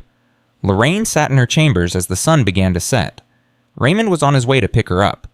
Marcus's basketball game was on Saturday. Life was continuing despite everything that had happened. A knock at the door. "Come in." Tyrone Williams entered. He was dressed differently than before. A suit and tie, polished shoes, looking like a young professional instead of a trauma survivor. "Judge Mitchell, I hope I'm not disturbing you." "Never, Tyrone. Come in. Sit down." He sat across from her. "I watched the press conference. I watched you tell the whole country what happened. I wanted to thank you, again. You've already thanked me. Not for this. Not for showing everyone that it's possible to win. My whole life, I've watched powerful people get away with hurting people like me. I've watched the system protect them while we suffered, and I started to believe that was just how things worked, that justice was for other people."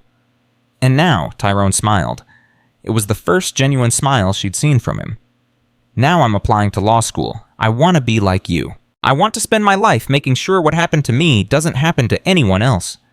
Lorraine felt tears prick her eyes. "Tyrone, you're going to be an extraordinary lawyer." "I hope so, but even if I'm not, I'm going to try, because you showed me that trying matters, that one person can change things." He stood. "I'll let you go home. I just wanted you to know. You didn't just save yourself 3 days ago, you saved me too." He left. Lorraine sat alone for a moment, letting his words settle. 22 years on the bench. Thousands of rulings, countless cases. This was why she did it. 6:45 p.m. Raymond drove her home through streets that looked different than they had 3 days ago. The protesters were gone. The news vans had moved on to their next story. The neighborhood was quiet, peaceful, ordinary, but nothing was ordinary anymore. "What are you thinking?" Raymond asked. "I'm thinking about my father." William, the Pullman porter. He used to tell me stories about the passengers he served, rich white families traveling in luxury while he carried their bags and served their meals. He couldn't eat in the same dining car. He couldn't sit in the same seats. He had to bow and smile and accept whatever treatment they gave him. That was a different time. Was it 3 days ago I was forced to the ground by a man who saw nothing but my skin color? He didn't care about my credentials or my accomplishments. He saw a black woman in an expensive car and decided I must be a criminal. Raymond was quiet. "But here's the difference," Lorraine continued. "My father had no recourse, no power, no way to fight back. He had to survive and hope the next generation would have it better. I had resources he could never have imagined. Cameras recording everything, witnesses with phones, a position that gave my voice weight. You used what you had. I used what he gave me. Every lesson, every sacrifice, every humiliation he endured so I could have opportunities he never had. This wasn't just my victory, Raymond. It was his." They pulled into the driveway. The house looked exactly as it had that Tuesday morning when she'd kissed him goodbye. The same white columns, the same red door, the same American flag, but she was different. Raymond, I need to tell you something. What? Agent Reeves told me today that Crawford tried to kill me twice before. Once in 2019, once in 2021. Both times something intervened. Luck, timing, I don't know what. Raymond's hands tightened on the steering wheel. You could have died. 3 times. Yes. And you're still going to continue, still going to sit on that bench, still going to rule against powerful people who might want you dead. Yes. He was silent for a long moment.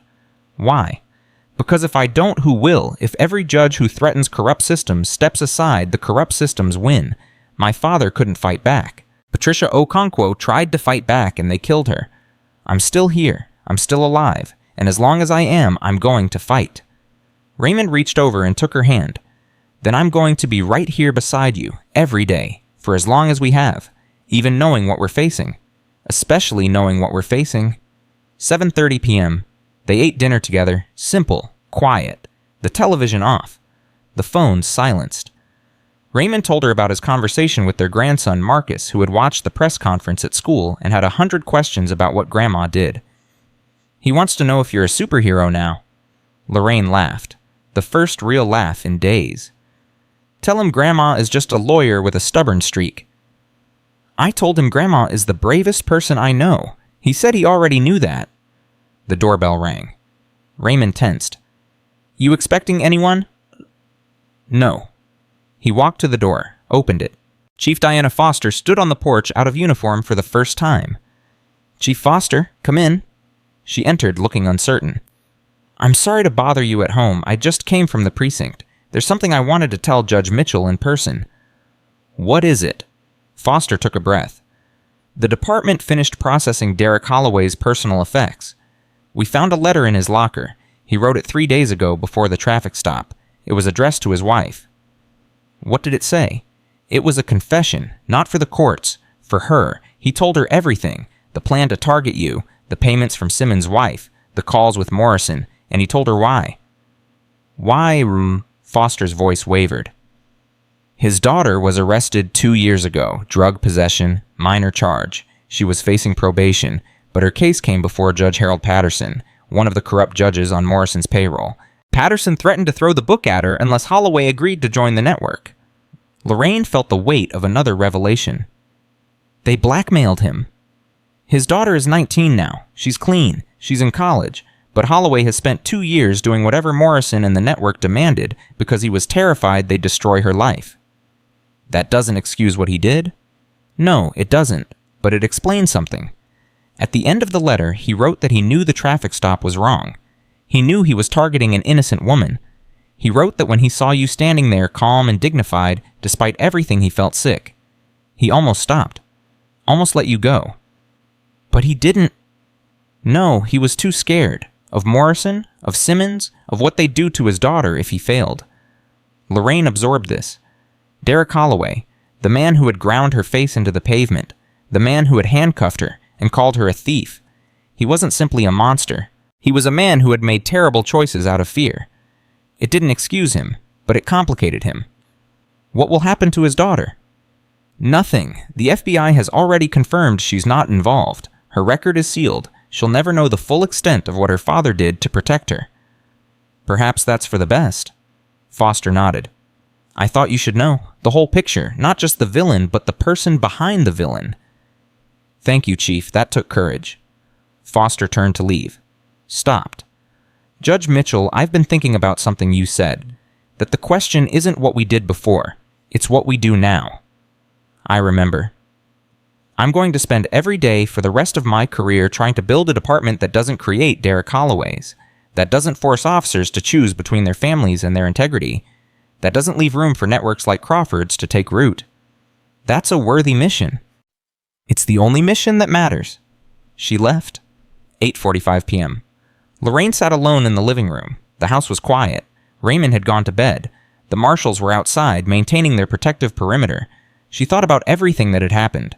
The traffic stop, the handcuffs, the evidence, the conspiracy, the arrests, the revelation of Crawford, the dismantling of a network that had corrupted justice for 15 years.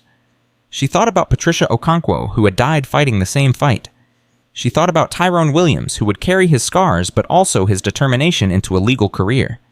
She thought about Derek Holloway, trapped by his own choices. She thought about her father, who had survived humiliation with dignity so she could stand where she stood today. And she thought about tomorrow. The work wasn't finished. It would never be finished. There would always be those who sought to corrupt justice. There would always be those who believed power entitled them to abuse others. But there would also always be those who fought back, who refused to be silent, who stood in courtrooms and demanded accountability. She was one of those people. She had always been one of those people, and she would continue to be one of those people for as long as she drew breath. Saturday, 3:00 p.m. Marcus's basketball game was packed. Lorraine sat in the bleachers between Raymond and Marcus's parents. The gymnasium smelled like sweat and popcorn. The squeaking of sneakers on the court filled the air. For 2 hours, she wasn't a federal judge. She wasn't the woman who had brought down a Supreme Court justice. She wasn't the target of a criminal conspiracy. She was just Marcus's grandmother cheering when he scored and groaning when he missed. When the game ended, Marcus's team won by 7. Her grandson ran over to the bleachers, face flushed with victory. "Grandma, did you see my three-pointer?" "I saw it. It was beautiful." "My friend Jalen said you're famous now. He saw you on TV." "I suppose I am for a little while." "He said you put a bad man in jail." Lorraine knelt to his level. "I helped make sure that people who break the law face consequences. That's my job. Even if they're really powerful. Especially if they're really powerful. Marcus, do you know why Grandma became a judge?" "To help people." "That's part of it, but mostly it's because I believe that everyone should be treated fairly, no matter who they are, no matter how much money they have, no matter what color their skin is. The law is supposed to protect everyone equally." "Does it always work?" She smiled sadly. "Not always. Sometimes the system fails. Sometimes bad people find ways to cheat. But when that happens, good people have to stand up and fix it. That's what happened this week." Marcus nodded solemnly. "I want to be a good person." "You already are, sweetheart. You already are." 1 month later, the reforms continued. Diana Foster's Montgomery Police Department became a national model for accountability. Body cameras on every officer. Independent review boards for every complaint.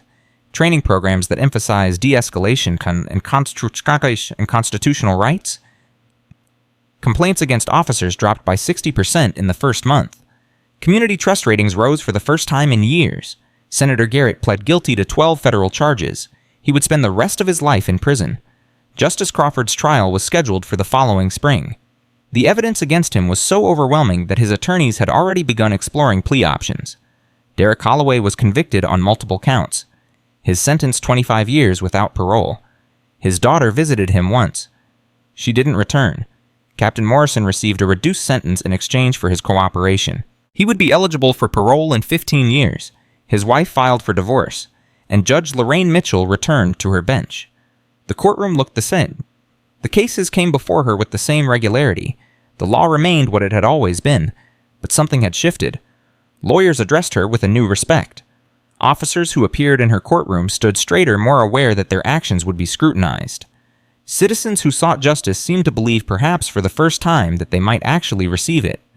One morning, 3 months after the traffic stop that started everything, Lorraine arrived at her chambers to find a letter on her desk. No return address, no stamp. Someone had placed it there personally. She opened it. "Judge Mitchell, you don't know me. I'm one of the 17 plaintiffs in Patterson v. Montgomery Police Department. I was stopped by Officer Brentwood 4 years ago. He searched my car without consent. He called me names I can't repeat. He took my driver's license and made me wait on the side of the road for 2 hours while he verified my identity. When I filed a complaint, nothing happened. Morrison buried it. I gave up. I accepted that this was just how things worked. When I heard what happened to you, I felt something I hadn't felt in years, hope. If they could do that to a federal judge and face consequences, maybe the system could work for people like me too. Your ruling in Patterson didn't just give me money, it gave me my dignity back. It told me that what happened to me wasn't okay, that I wasn't crazy for being angry, that I deserve better. I don't know if you'll ever read this, but I needed to say thank you, not just for the ruling, for being the person who refused to break. You showed us all that it's possible. With gratitude, James Washington." Lorraine set the letter down. She sat in silence for a long moment. Then she picked up her pen and began preparing for the day's cases. Justice wasn't a destination. It was a practice. A daily commitment to fairness, to accountability, to the belief that the law could protect everyone equally. Some days the system failed. Some days the corrupt won. Some days the weight of it all seemed impossible to bear. But there were also days like this. Days when a letter arrived from a stranger telling her that her work mattered, that her refusal to break had given someone else the courage to stand. Those were the days that made everything else worthwhile. Lorraine Mitchell straightened her robes, walked to her courtroom, and took her seat on the bench. This court is now in session. The words echoed through the chamber, carrying the weight of 22 years of service and the promise of all the years to come. She was a federal judge. She was a daughter. She was a wife. She was a grandmother. She was a survivor. And she was just getting started. They had tried to break her. They had failed. They would always fail, because justice in the end is not a system. It's not a building. It's not a title or a robe or a gavel. Justice is the decision made every single day to stand for what is right, even when standing alone. Lorraine Mitchell had made that decision 22 years ago. She made it again today, and she would make it again tomorrow. That was her promise. That was her legacy. That was her justice.